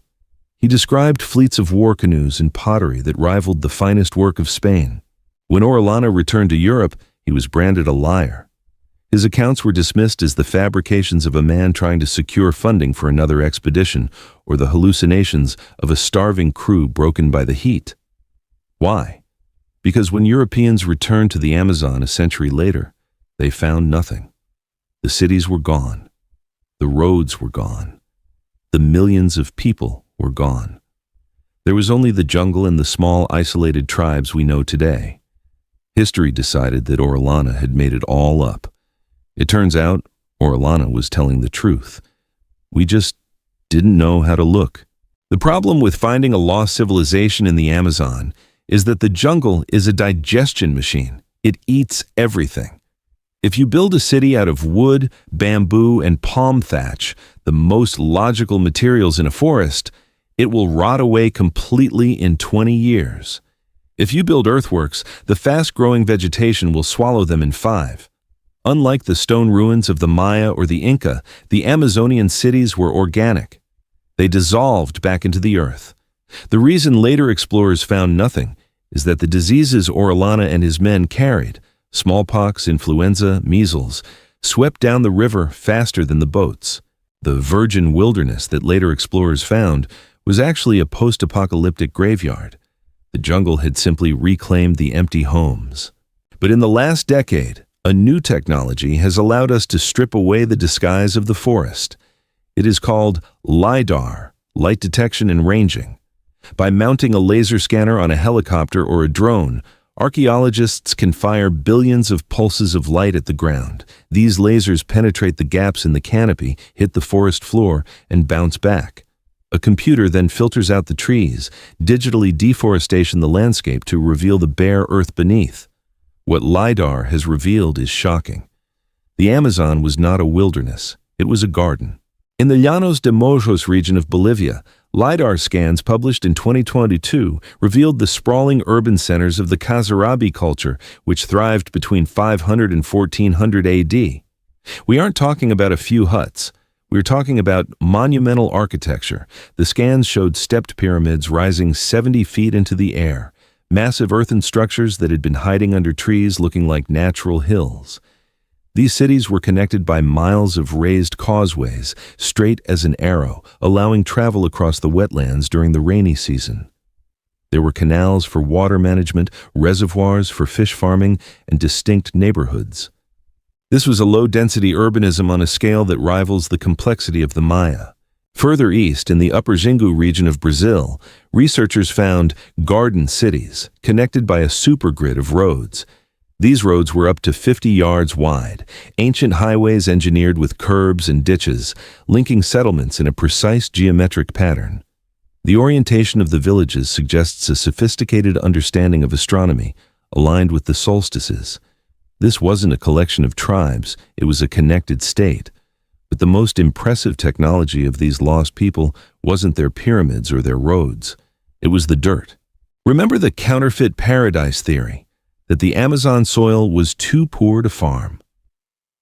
The Amazonians solved that problem thousands of years ago with a piece of biotechnology that we still can't fully replicate. It is called Terra Preta do Indio, or Amazonian dark earth. If you dig in certain parts of the jungle, you will suddenly hit a layer of soil that is deep black, incredibly fertile, and rich in organic matter. This soil is not natural. It is anthropogenic, man-made. The ancients engineered this soil by mixing charcoal, broken pottery, bone, manure, and compost into the sterile yellow clay. But the magic ingredient is the charcoal produced by a process of slow burning called pyrolysis. This biochar acts like a coral reef for microscopic life. It provides a structure for bacteria and fungi to thrive, locking nutrients into the soil so they don't wash away in the rain. The result is a super soil that is practically alive. Terra Preta has the amazing ability to regenerate itself. Farmers in Brazil today prize it. They can dig up the top layer to sell as potting soil, and 20 years later, the layer has grown back. It is a living technology. Estimates suggest that Terra Preta covers an area of the Amazon the size of France. Just think about that. Millions of acres of the rainforest are not natural geology. They are a compost heap that was tended for thousands of years. This suggests that the Amazon rainforest itself is, in many ways, an overgrown orchard. The distribution of fruit and nut trees in the forest is far higher than would occur naturally, suggesting that the wild jungle is actually the feral remains of a continental-scale garden tended by millions of people. The sheer scale of this revision is staggering. Current estimates now suggest that before Columbus, the Amazon was home to between 8 and 20 million people. It was a buzzing hive of civilization, potentially more populous than Europe at the same time. They didn't conquer nature by paving over it, they conquered it by engineering the biology of the soil and the forest to work for them. This discovery forces us to rewrite the narrative of human capability. We tend to judge advancement by stone. If a culture builds in granite and marble, we call them civilized. If they build in wood and earth, we call them primitive. But the Amazonians built a civilization that was arguably more sustainable than ours. They lived in cities that breathed. They created a soil that got better the more they farmed it, whereas our modern industrial agriculture tends to destroy topsoil. As the LiDAR drones continue to fly, they are finding more. Huge geometric earthworks, circles and squares carved into the ground, are emerging in acre state as deforestation clears the land. These geoglyphs are thousands of years old, hinting at a spiritual or ritual landscape that predates the cities. We are realizing that the green hell was actually a green cathedral. The tragedy is that we are only finding these ruins now because the forest is being destroyed. The deforestation that reveals the geoglyphs also threatens to erase them. But the lesson remains. For thousands of years, humans in the Americas were doing things that were supposed to be impossible. They were sustaining massive populations in a hostile environment, connected by trade routes that spanned the continent. We are not looking at a blank spot on the map. We are looking at a forgotten masterpiece of ecological engineering. The Amazon proves that civilization can hide in plain sight, masked by the aggressive growth of nature. But sometimes, the mask isn't a jungle. Sometimes the mask is the very stone we think we understand. We have been looking at the most famous monument in the world, the Great Sphinx of Egypt, for centuries. We think we know who built it and when. But the stone itself is telling a different story, one of rain and water erosion in a land that has been a desert for 5,000 years. If we listen to what the geology of the Sphinx is saying, the timeline of Egypt and human history might have to be pushed back into the shadows of the Ice Age. We leave the lush hidden gardens of the Amazon and fly east, across the Atlantic and the vast expanse of Africa, to land on the Giza Plateau. Here, guarding the pyramids, sits the Great Sphinx.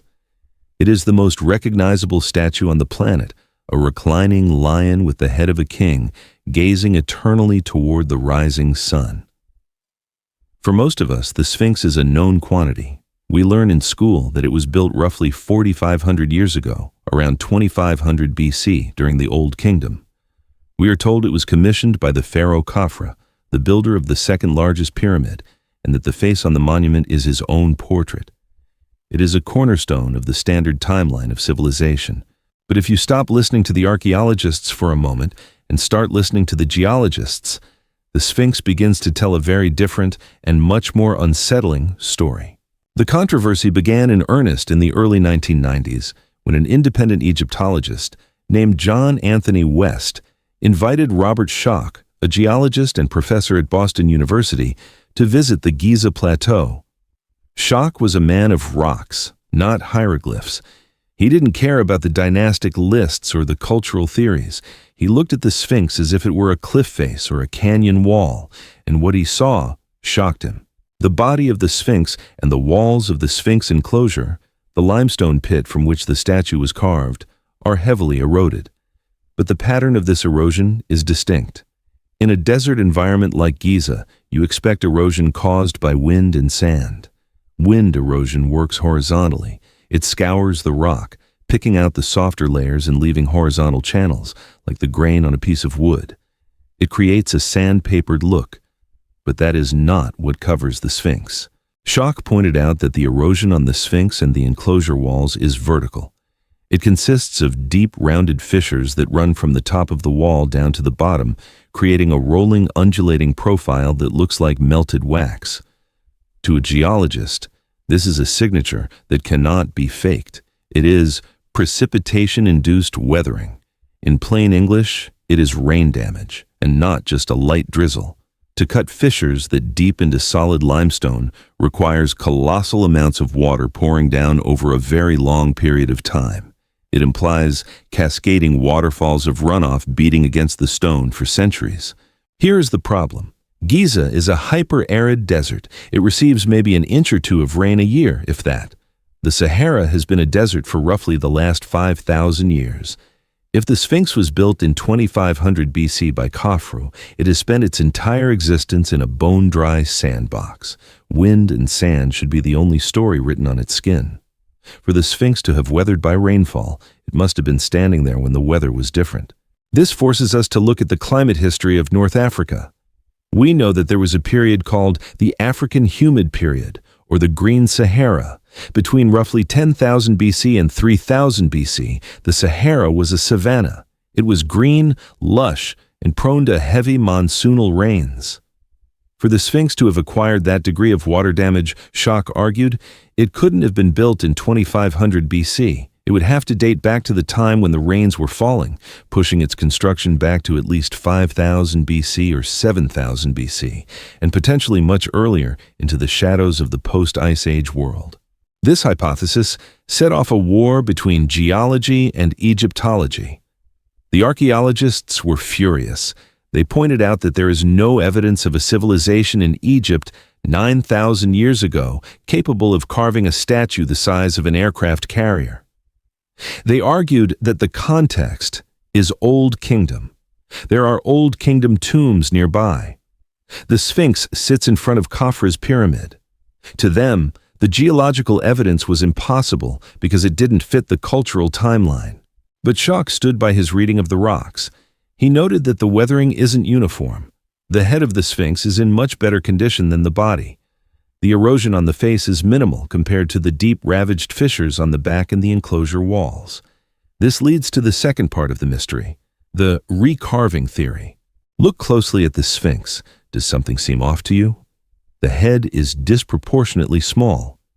In classical Egyptian art, proportion is everything. The pharaonic canon was strict.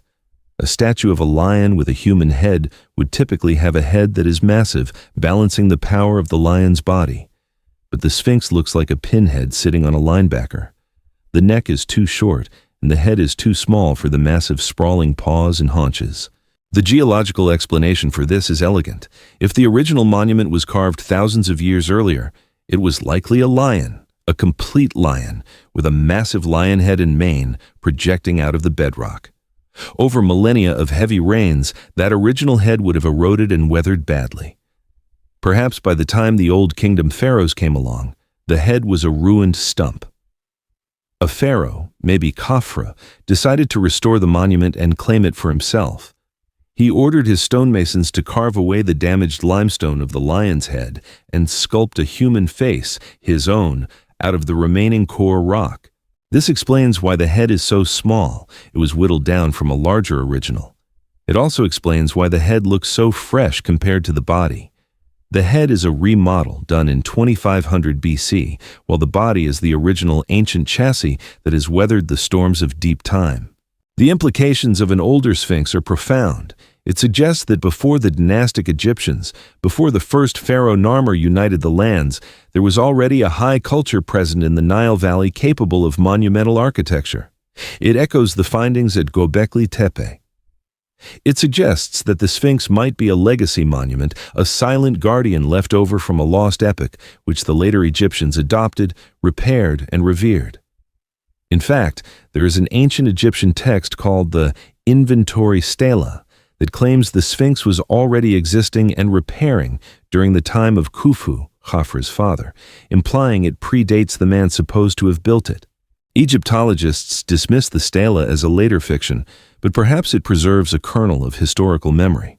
The physical construction of the Sphinx temple, located right in front of the paws, adds another layer of weight to the older timeline.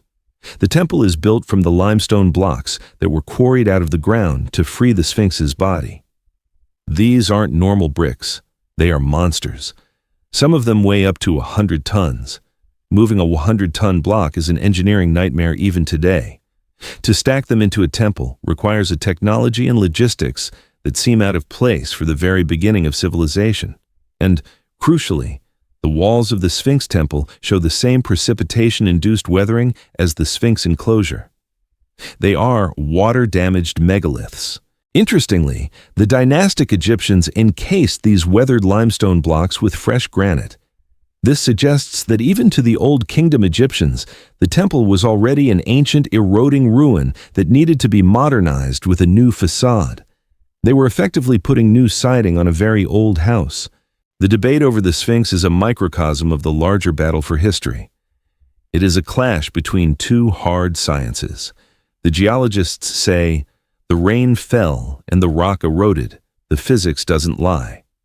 The archaeologists say, there is no pottery, no writing, no evidence of anyone who could have done this. The context doesn't lie. Both cannot be right.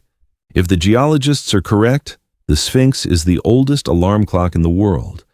It has been sitting there, staring at the eastern horizon, waiting for us to realize that we have been sleepwalking through our own history. It connects the dots between the megalithic mastery of Göbekli Tepe and the rise of pharaonic Egypt, suggesting a continuity of knowledge that we have missed. It hints that the roots of Egyptian civilization go much deeper into the humid, fertile soil of the prehistoric past than we dared to imagine.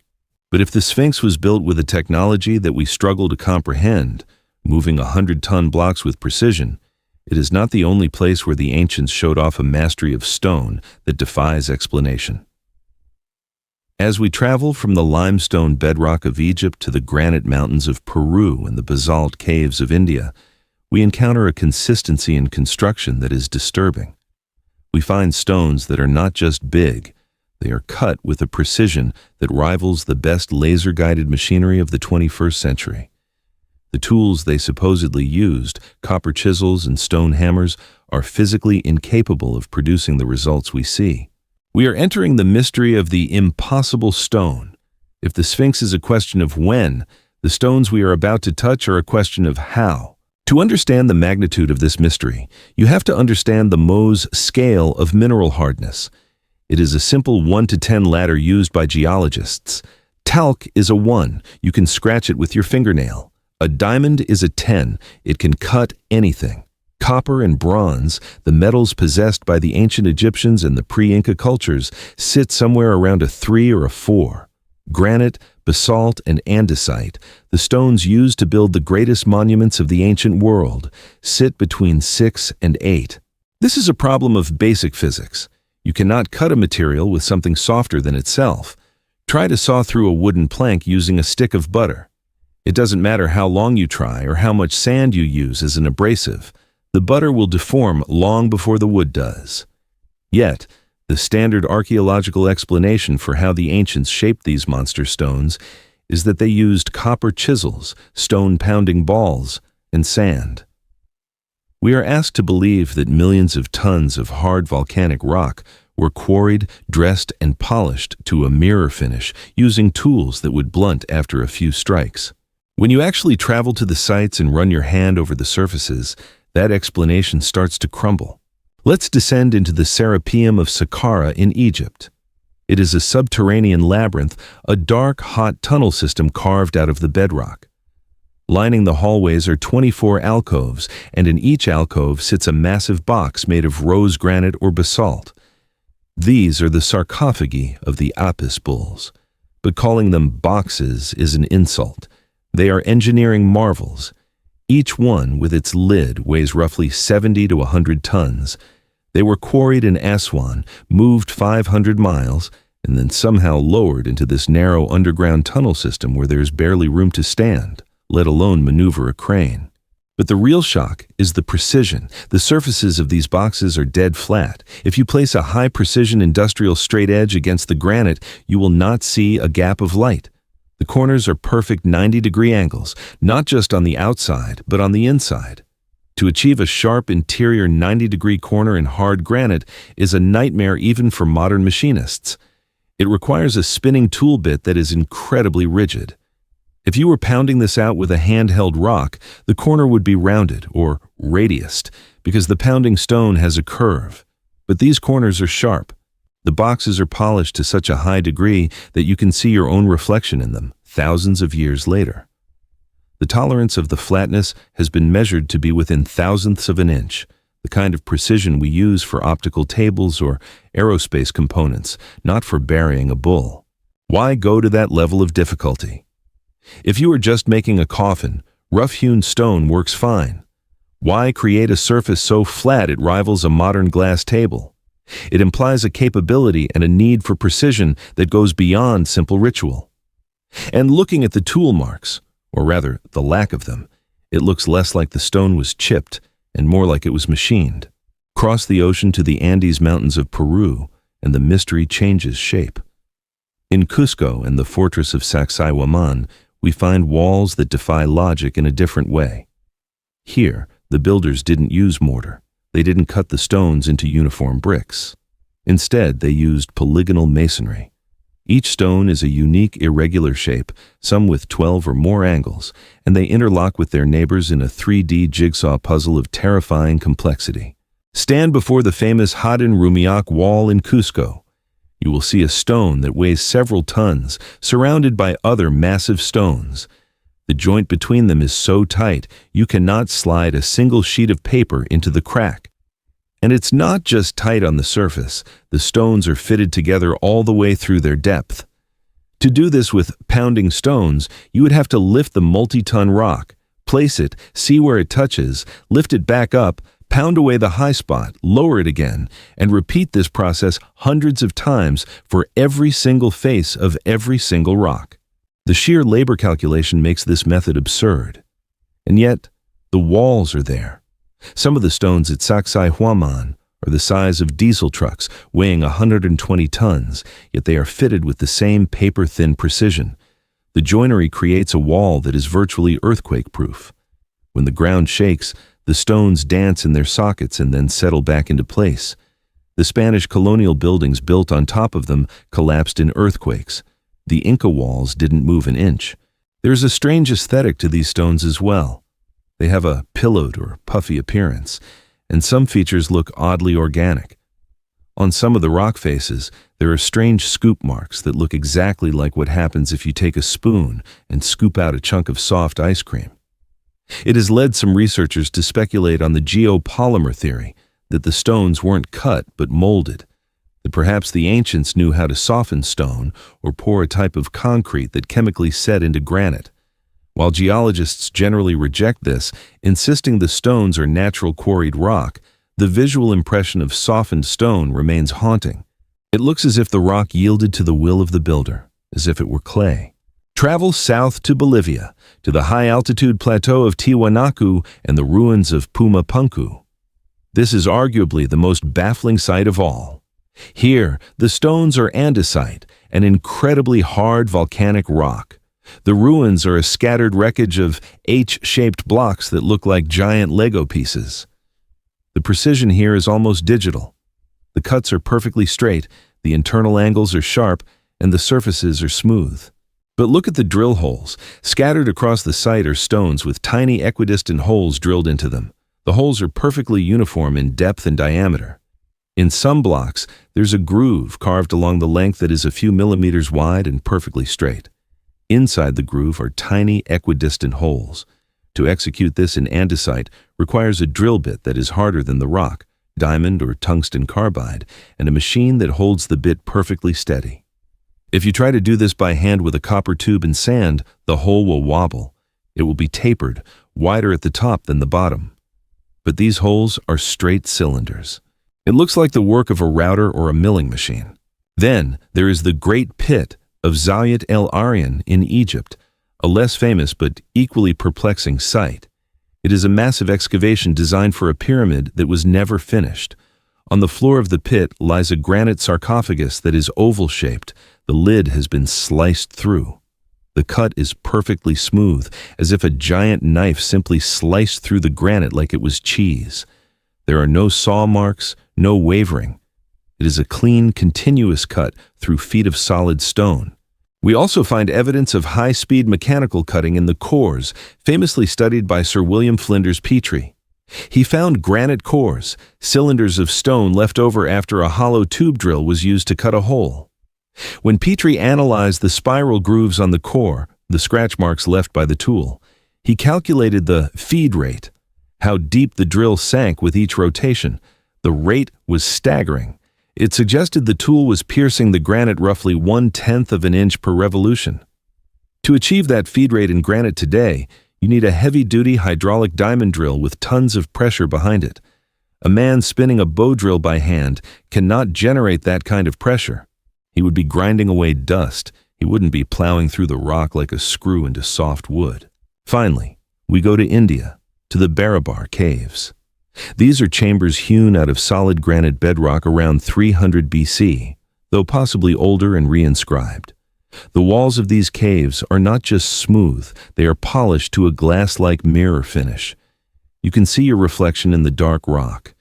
The acoustics are engineered so that a single hum sustains for several seconds, enveloping you in sound. To polish an uneven cave wall, which is concave and convex in places, to a uniform mirror finish requires an incredible mastery of abrasives and rotary tools. It is not something you achieve by rubbing a rock with sand for a few years. The surface is uniform, without the undulations you would expect from hand polishing. This is the uncanny valley of ancient technology. If the artifacts were crude, we would understand. If they were slightly better than crude, we would be impressed. But they are too good. They exhibit a level of manufacturing quality that we associate with the industrial age. The flatness, the squareness, the drilling, the interlocking polygons, these are the signatures of machines, or at least of a technology that amplifies human effort in a way we have lost. We are forced to confront the possibility that primitive does not mean stupid, and it does not mean weak. It suggests that the ancients had a different branch of technology.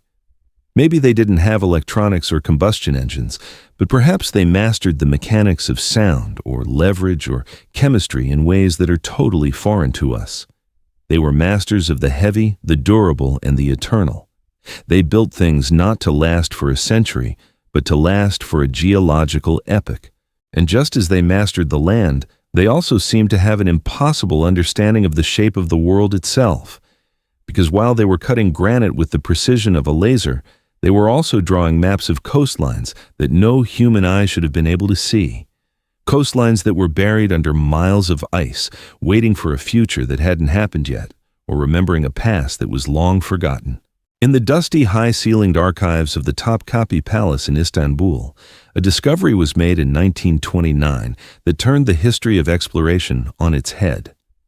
As archivists were sorting through bundles of disregarded documents, they unrolled a piece of gazelle skin parchment. It was painted in vibrant colors, covered in intricate compass roses, rum lines, and illustrations of ships and exotic animals. It was dated to the Islamic month of Muharram in the year 919, which translates to 1513 AD. The author was a famous admiral of the Ottoman Navy, fierce and well-traveled, named Piri Reis. At first glance, the map seemed like a standard navigational chart of the Atlantic Ocean, showing the coasts of West Africa and the newly discovered eastern coast of South America. But as scholars looked closer at the bottom of the map, their curiosity turned to confusion, and then to shock. The map shows the coastline of Brazil sloping downward, which is correct. But then, the coastline continues south, curving eastward, and connects seamlessly to a large landmass at the bottom of the map. This landmass depicts a distinct coastline with bays, capes, and mountains. The problem is, that landmass shouldn't be there. Or rather, it should be buried under miles of ice. Piri Reis had drawn the coastline of Queen Maud Land in Antarctica. But Antarctica wasn't discovered by modern explorers until 1820, more than 300 years after Piri Reis drew his map. Even more baffling, the coastline on the map doesn't look like the ice shelf we see today. It looks like the actual land underneath the ice. In 1949, a joint British-Swedish expedition performed a seismic survey of Queen Maud Land, using sonar to map the bedrock beneath the ice cap for the first time. When their results were compared to the Piri Reis map, the correlation was chilling. The 16th century map depicted the topography of the coast as it would look without the ice, a condition that hasn't existed for at least 6,000 years. How could an Ottoman admiral in 1513 know the shape of a continent that no one had seen, let alone surveyed beneath the ice? Piri Reis himself gives us the answer in the margins of the map. He writes, with the humble honesty of a good scholar, that he did not survey these lands himself. He states that his map is a compilation, a patchwork stitched together from 20 older source maps. Some were contemporary Portuguese charts, but others, he claims, were maps drawn in the days of Alexander the Lord of the Two Horns, references to Alexander the Great, implying sources dating back to antiquity or earlier. He essentially admits that he was a librarian, not an explorer, copying fragments of a lost geography that had been preserved in the libraries of the Middle East. This implies that somewhere in the deep past, before the ice completely swallowed Antarctica, someone was there. And they weren't just passing by, they were surveying. They had the mathematical ability to project a spherical Earth onto a flat surface with a level of accuracy that wouldn't be matched until the modern era. The Piri Reis map is not an isolated anomaly. There is also the Oronteus Phineas map of 1531. This map depicts the entire continent of Antarctica with startling clarity. But instead of a white void, it shows mountain ranges and rivers flowing into the sea. It depicts the Ross Sea, not as a frozen ice shelf, but as an open bay, Modern core samples taken from the raw sea bottom confirm that warm water rivers were indeed depositing sediment there deep in the prehistoric past. The map shows a version of the world that is geologically accurate but chronologically impossible. It is a snapshot of the Earth from a time before history began. Then there is the mystery of longitude. To make an accurate map, you need two coordinates: latitude, how far north or south you are, and longitude, how far east or west you are. Latitude is easy. You just measure the height of the sun or the North Star above the horizon. Sailors have been doing it for millennia. But longitude is a nightmare. Because the Earth spins, you need to know the exact time at a fixed reference point, like Greenwich, and compare it to the local time on your ship. This requires a clock that doesn't lose a second, even when tossed around on a storm-tossed boat. We didn't solve the longitude problem until the late 18th century, when the genius clockmaker John Harrison invented the marine chronometer. Before that, maps were notoriously terrible at longitude. Coastlines would be squashed or stretched east to west because captains were just guessing. Yet, the Piri Reis map and other Portolan charts from the medieval period exhibit an uncanny accuracy in longitude. The distance between Africa and South America is correct. The distinct features of the coastlines are placed with a mathematical precision that implies the original mapmakers possessed a method of calculating longitude that was lost to history, only to be reinvented thousands of years later. This leads to the hapless copyist theory. Imagine a photocopier making a copy of a copy of a copy. With each generation, the image gets a little fuzzier, a little more distorted. Errors creep in. Piri Reis and his contemporaries were likely looking at third or fourth generation copies of ancient source maps. They didn't understand what they were looking at. They saw a coastline and copied it, perhaps assuming the land at the bottom was a theoretical southern continent. They didn't know they were preserving the fossilized knowledge of a lost maritime civilization. The existence of these maps suggests that the world was known long before we think it was. It implies that in the remote past, perhaps during that window after the Ice Age but before the cataclysm of the rising seas, there was a global effort to map the planet. Who were these cartographers? They evidently had ships capable of crossing oceans. They had the mathematics of spherical trigonometry. They had the curiosity to go to the ends of the Earth. The maps also aligned disturbingly well with the Ice Age civilization theory. If a civilization thrived during the last glacial maximum or the early melt period, their ports would have been on the coasts that are now underwater. They would have sailed a world where sea levels were 400 feet lower. As the waters rose, their cities drowned, but their maps, their most valuable intellectual property, were saved. They were carried inland, stored in temples, copied by priests who no longer understood the math but revered the image. They ended up in the Great Library of Alexandria, then in Constantinople, and finally on the desk of an Ottoman admiral who unwittingly revealed the secret. This cartographic evidence is a different kind of fossil. It's not a bone or a stone, it's data. It is information that survived the firewall of the Dark Ages. It tells us that the blank spaces on the map were not always blank. Someone had filled them in long ago. But if the knowledge of the mapmakers was fragmented and scattered, appearing only as ghostly outlines on medieval parchment, there is one place where the knowledge didn't trickle back in. It exploded. In the dusty plains of Mesopotamia, between the Tigris and Euphrates rivers, we don't see a slow, painful rediscovery of civilization. We see a sudden, instantaneous flash of high culture. One moment, there is nothing but subsistence farming. The next moment, fully formed, there is writing, law, astronomy, and the 60-second minute.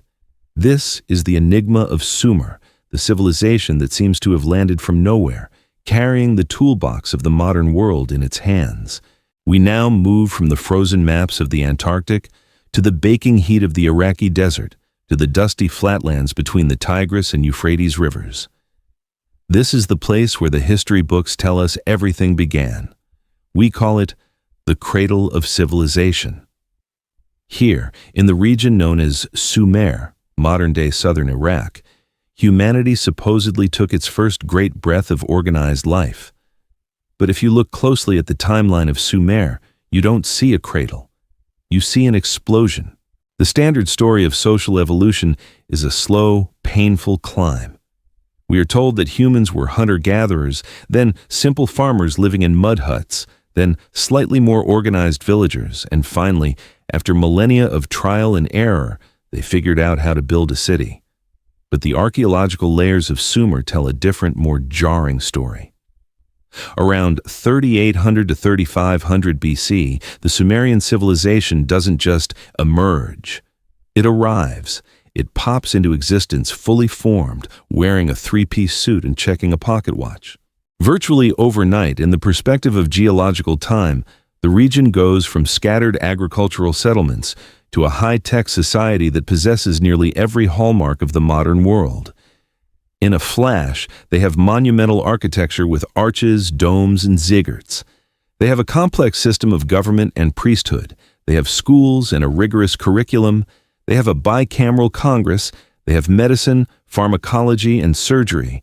They have music, cosmetics, and jewelry.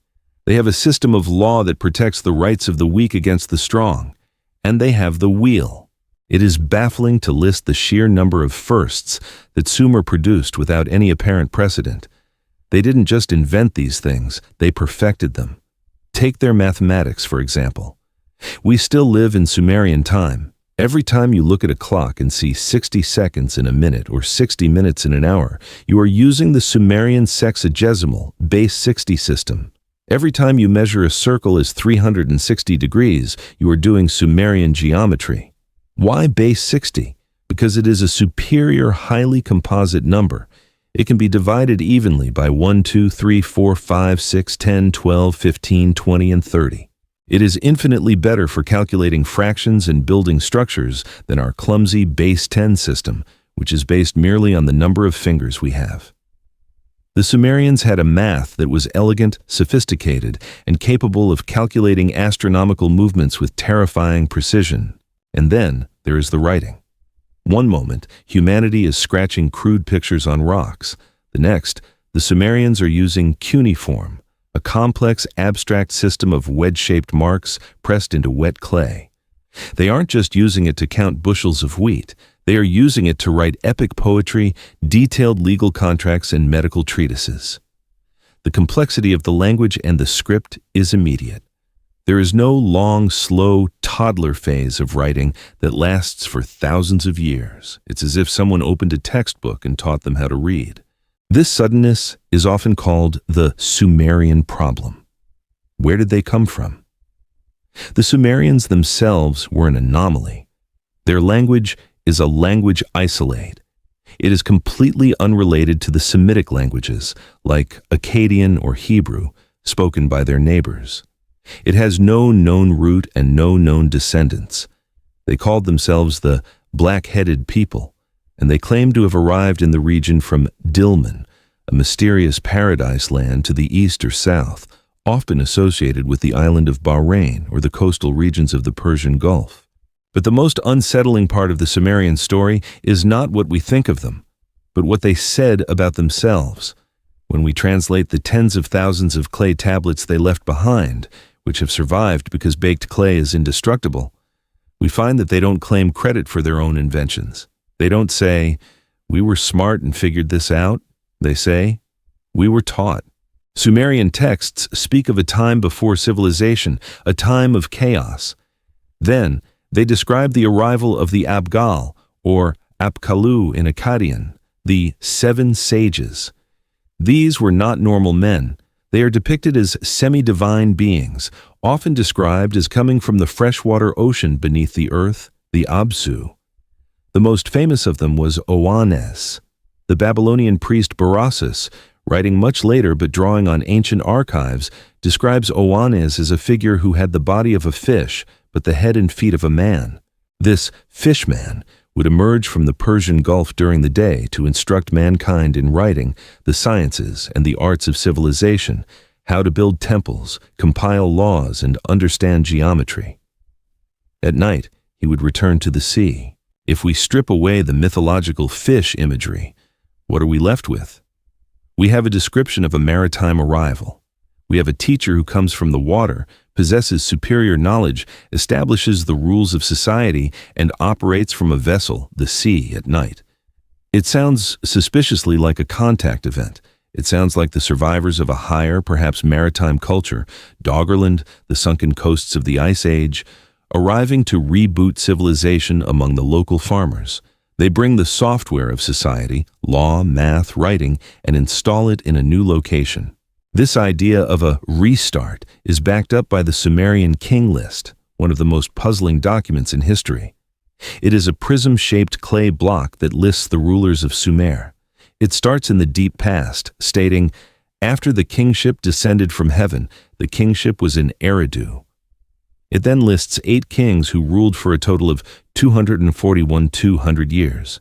These are the antediluvian, pre-flood kings. Their reign lengths are impossible: 18,600 years, 28,800 years, 36,000 years. Mainstream historians dismiss this as pure fantasy, a mathematical fiction to assert authority. But then, the list says 4 chilling words: the flood swept over.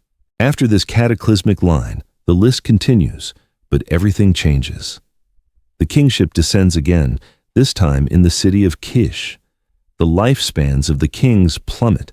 They drop from tens of thousands of years to much more modest, though still mythic lengths, on 200 years, 900 years, and eventually taper down to normal human lifespans of 60 or 40 years. The king list treats the pre-flood and post-flood eras as a continuous historical narrative, separated only by a disaster that nearly wiped humanity out. It implies that the civilization of Sumer wasn't a beginning, but a resumption. It was an attempt to rebuild what had been lost. The Sumerians were obsessed with this great flood. It wasn't just a footnote, it was the central trauma of their history. The story of Ziusudra, the Sumerian Noah, predates the biblical account by thousands of years. In the Epic of Gilgamesh, the hero seeks out Utnapishtim, the flood survivor, to learn the secret of immortality. The details are identical to the Genesis story. A god warns a man of a coming deluge, tells him to build a massive boat, seal it with pitch, and take the seed of all living things. The storm rages, the world is drowned, and the boat lands on a mountain. The hero releases birds, a dove, a swallow, a raven, to find land. For a long time, scholars thought this was just a local river flood myth, perhaps a bad year on the Tigris. But the Sumerians weren't the only ones telling it. As we zoomed out and began to translate the myths of the Maya, the Aztecs, the Hindus, the Greeks, and the indigenous tribes of North America, we found the same story. It is the most pervasive viral meme in human history. A story that shouldn't be shared by disconnected cultures on opposite sides of the planet. Yet somehow, everyone remembers the day the water rose and the sky fell. The Sumerian instant civilization might be the first green shoot recovering after the global winter of the Younger Dryas. They were the inheritors of the survival pod of knowledge, the people who opened the time capsule left by the Oan's figures and built a replica of the lost world on the mudflats of Iraq. They knew they were living in the shadow of a greater past. That is why they looked at their ziggurats not as new inventions, but as faint echoes of the mountain of the gods. As we leave the clay tablets of Sumer, we must follow the water. The story of the flood is the thread that ties all these anomalies together. It is the common denominator between the buried temples of Turkey, the lost lands of the North Sea, and the drowned coasts of the Americas.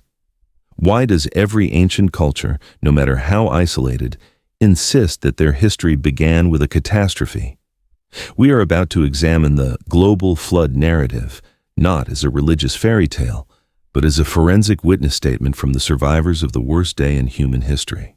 If you walk into a courtroom and one witness tells you a story about a robbery, you might believe them. If 2 witnesses tell you the same story, your confidence grows. But if 500 witnesses, who have never met each other, speak different languages, and come from completely different backgrounds, all stand up and testify to the exact same sequence of events, you no longer have a story. You have a fact. This is the situation we face with the Great Flood. For centuries, Western culture viewed the flood primarily through the lens of the Bible. The story of Noah, the ark, the animals, and the rainbow was seen as a matter of faith. Skeptics dismissed it as a localized exaggeration. Perhaps the Euphrates River flooded a few villages in Iraq, and over time, the story grew into a world-ending myth. That explanation works if you only look at the Middle East. But when anthropologists and explorers began to fan out across the globe in the 18th and 19th centuries, collecting the oral histories of indigenous peoples from the Arctic to the Amazon, they kept hearing the same story. It was the meme that wouldn't die. In India, there is the story of Manu. He is washing his hands in a river when a small fish speaks to him, begging for protection. Manu raises the fish in a jar, then a tank, then the ocean as it grows to a massive size, echoing the Sumerian Oans. The fish warns Manu of a coming deluge that will destroy all life. It tells him to build a massive boat. When the waters rise, the fish tows the boat to a mountaintop in the Himalayas. In Greece, there is the myth of Deucalion. Prometheus warns his son Deucalion that Zeus is going to destroy the Bronze Age of humanity because they have become wicked. Deucalion builds a chest, floats for 9 days and nights, and lands on Mount Parnassus. Cross the Atlantic to the Americas, and the story is waiting for you there, too. The Aztecs spoke of the fourth sun, a previous age of the world that ended when the sky fell and water swallowed the earth. The Maya Popol Vuh describes a great flood of resin sent by the gods to wipe out the wooden people, the failed previous version of humanity. In the Pacific Northwest, the Skokomish people tell of a great spirit who grew angry with wickedness. The wise man was told to weave a great rope of cedar bark and tie his canoe to the mountain. The waters rose, covering the trees, but the people who had the rope survived. Even in the heart of Australia, the Aboriginal tribes, who have been isolated for roughly 60,000 years, tell stories of a time when the sea rose up and covered the land, forcing their ancestors onto the high peaks. The scholar Sir James Fraser, famous for the Golden Bough, catalogued over 200 distinct flood myths from around the world. Modern researchers have counted over 500. What is haunting is not just the general theme of water, but the specific forensic details that repeat. There is almost always a divine warning given to a select few. There is almost always a vessel, a boat, a canoe, a giant hollowed-out log, or a chest. There is almost always the preservation of seeds and animals. There is almost always a landing on a high mountain as the waters recede. And strangely, there is often the detail of birds being sent out to find land.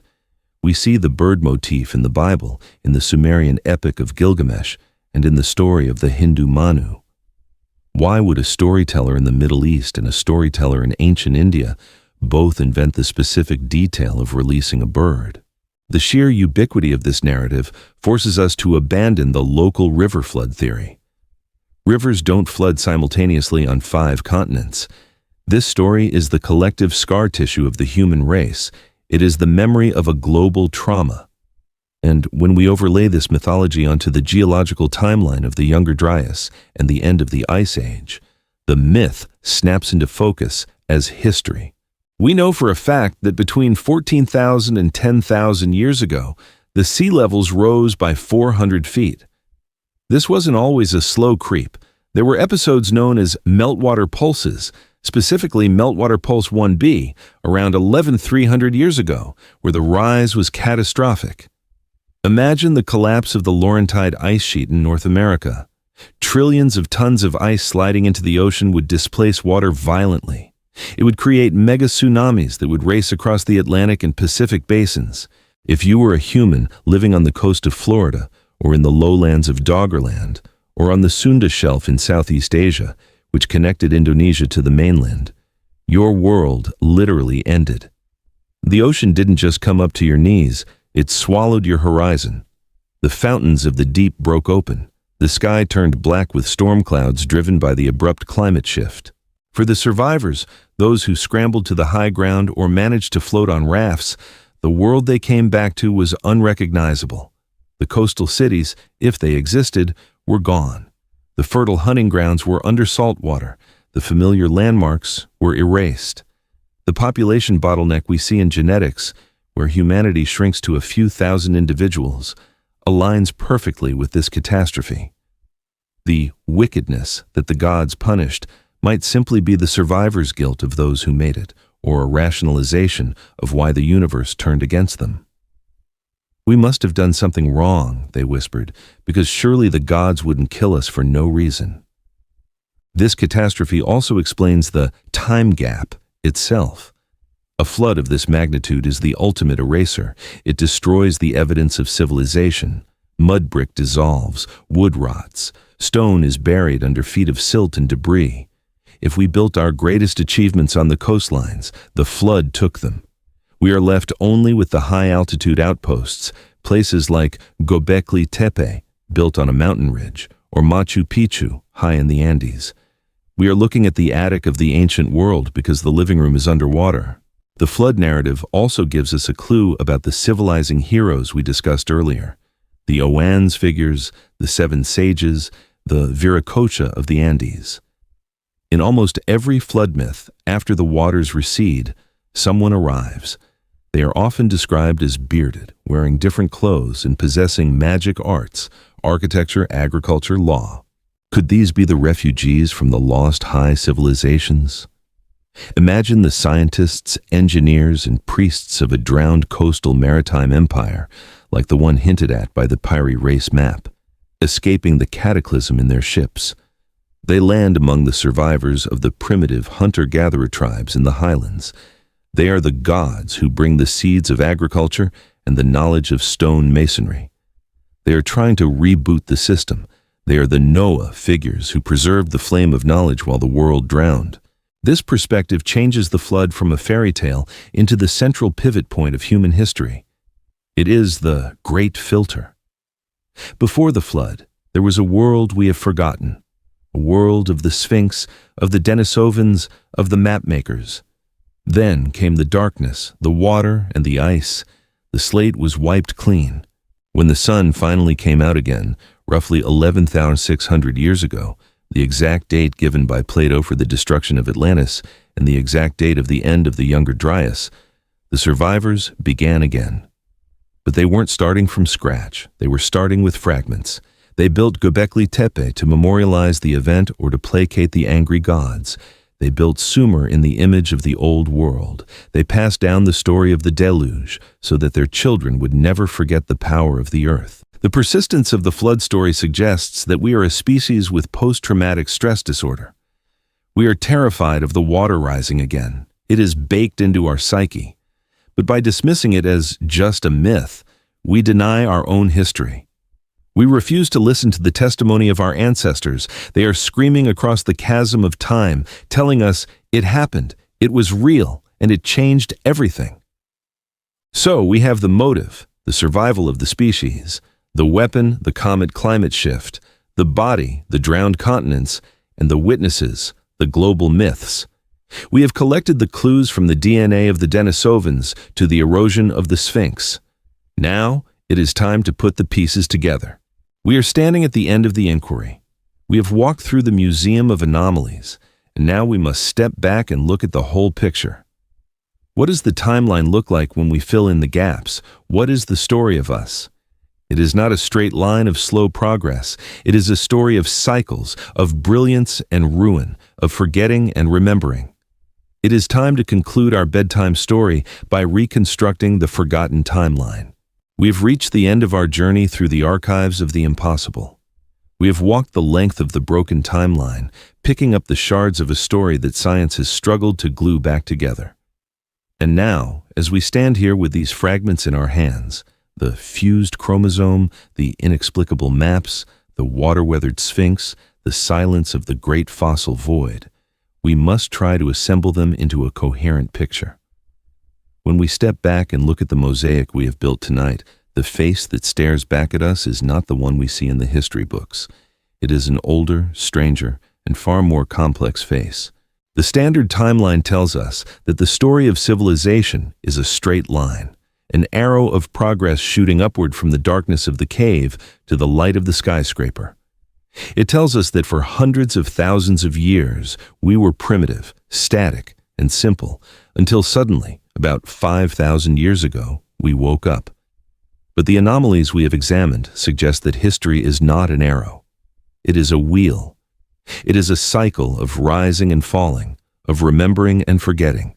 If we piece the evidence together, a forgotten timeline begins to emerge. It suggests that roughly 300,000 years ago, the biological hardware of humanity was finalized, perhaps with a sudden genetic fusion that separated us from the primate order. But rather than sitting idle for eons, it is highly probable that we did what humans always do. We explored, we created, and we built. We likely developed sophisticated cultures during the Ice Age, centered on the fertile coastlines that are now lost beneath hundreds of feet of ocean water. We shared this world with other intelligent hominids, the Denisovans, the Neanderthals, trading genes and technologies in a landscape that was far more diverse than our lonely present.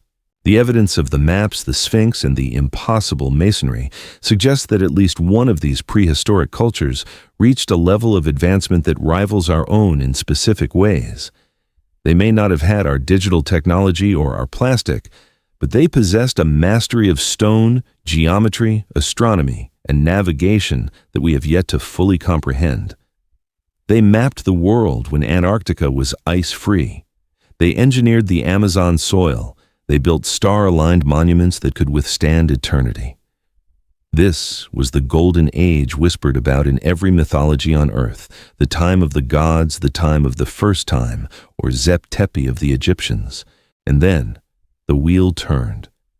The Younger Dryas cataclysm struck like a gavel from the heavens. The comet fragments, the fires, and the sudden freeze shattered the infrastructure of this world. Then, as the ice melted, the Great Flood finished the job, drowning the coastal heartlands and scattering the survivors to the high places of the earth. The bottleneck tightened. The lights went out. Humanity was reduced to a traumatized remnant, shivering in the mountains, carrying only the fading memories of what had been lost. The 100,000-year stagnation was perhaps not a time of primitive stupidity, but a time of recovery, or a time of hiding. And the sudden explosions of culture we see at Göbekli Tepe and later in Sumer were not the beginnings of civilization, but the reawakenings. They were the moments when the survivors opened the time capsules, the moments when the Seven Sages or the Oannes figures arrived to reboot the system, teaching the laws of agriculture and writing to a world that had forgotten them. We are not the first iteration of civilization. We are likely the second or the third. We are a species with amnesia, living in the ruins of our ancestors' house, marveling at how they built the foundations. This realization is both frightening and liberating. It is frightening because it shatters our sense of permanence. We look at our glass towers and our internet cables and assume they will last forever. But the Denisovans probably felt the same way about their mountain empire. The people of Doggerland probably thought their fertile plain would feed them eternally. The history of the Earth teaches us that civilization is fragile. It is a thin layer of order floating on a chaotic ocean of geological forces. One asteroid, one solar flare, one meltwater pulse, and the clock resets. We are not the masters of the planet, we are its tenants, and our lease is renewable only on nature's terms. But there's a profound hope in this story too. It speaks to the incredible resilience of the human spirit. Despite the ice, despite the fire, despite the floods that swallowed continents, we are still here. We survived the impossible. We carried the spark of consciousness through the darkest winters. When our cities drowned, we built new ones. When our history was erased, we turned it into myth and sang it to our children so that the truth would not be wholly lost. We are the descendants of survivors, the heirs of a lineage that refused to give up. As you lie there in the dark, listening to the silence of the night, think about the blood that runs in your veins. It is the same blood that ran in the veins of the artists at Chauvet who painted lions by torchlight. It is the same blood that fueled the masons who lifted the stones of the Sphinx. It contains the ghost DNA of the Denisovans who conquered the mountains. You are the culmination of this vast, mysterious, and epic journey. The gap in history is not an empty space. It is a canvas waiting for us to recover the painting. The silence of the prehistoric past is not an absence of noise. It is a held breath. It is the pause between the lightning and the thunder. We are just now beginning to hear the rumble of the truth. As our technology improves, as LiDAR scans the jungles and sonar maps the seabeds, more of the fog will lift. We will find more Göbekli Tepes. We will find the cities under the ice. We will eventually remember who we are. But for now, the story rests. The stones of the Great Pyramid stand silent under the desert stars, keeping their counsel. The waves of the North Sea roll over the lost forests of Doggerland, hiding their secrets in the deep. The jungle grows over the Amazonian geoglyphs, protecting them in its green embrace. The mystery remains, calling to us, inviting us to keep looking, to keep digging, to keep wondering. We are a species of explorers, and the greatest frontier left is our own past. We have traveled through the void, touched the anomalies, and peered into the abyss of deep time. Now, it is time to close the book. The library of the earth is vast, and there are many more volumes yet to be found. But the chapter on our lost origins is no longer blank. It is filled with the shadows of giants, the echoes of floods, and the enduring, unbreakable light of the human mind. Sleep well in a world that is older, stranger, and more magical than we ever dared to dream.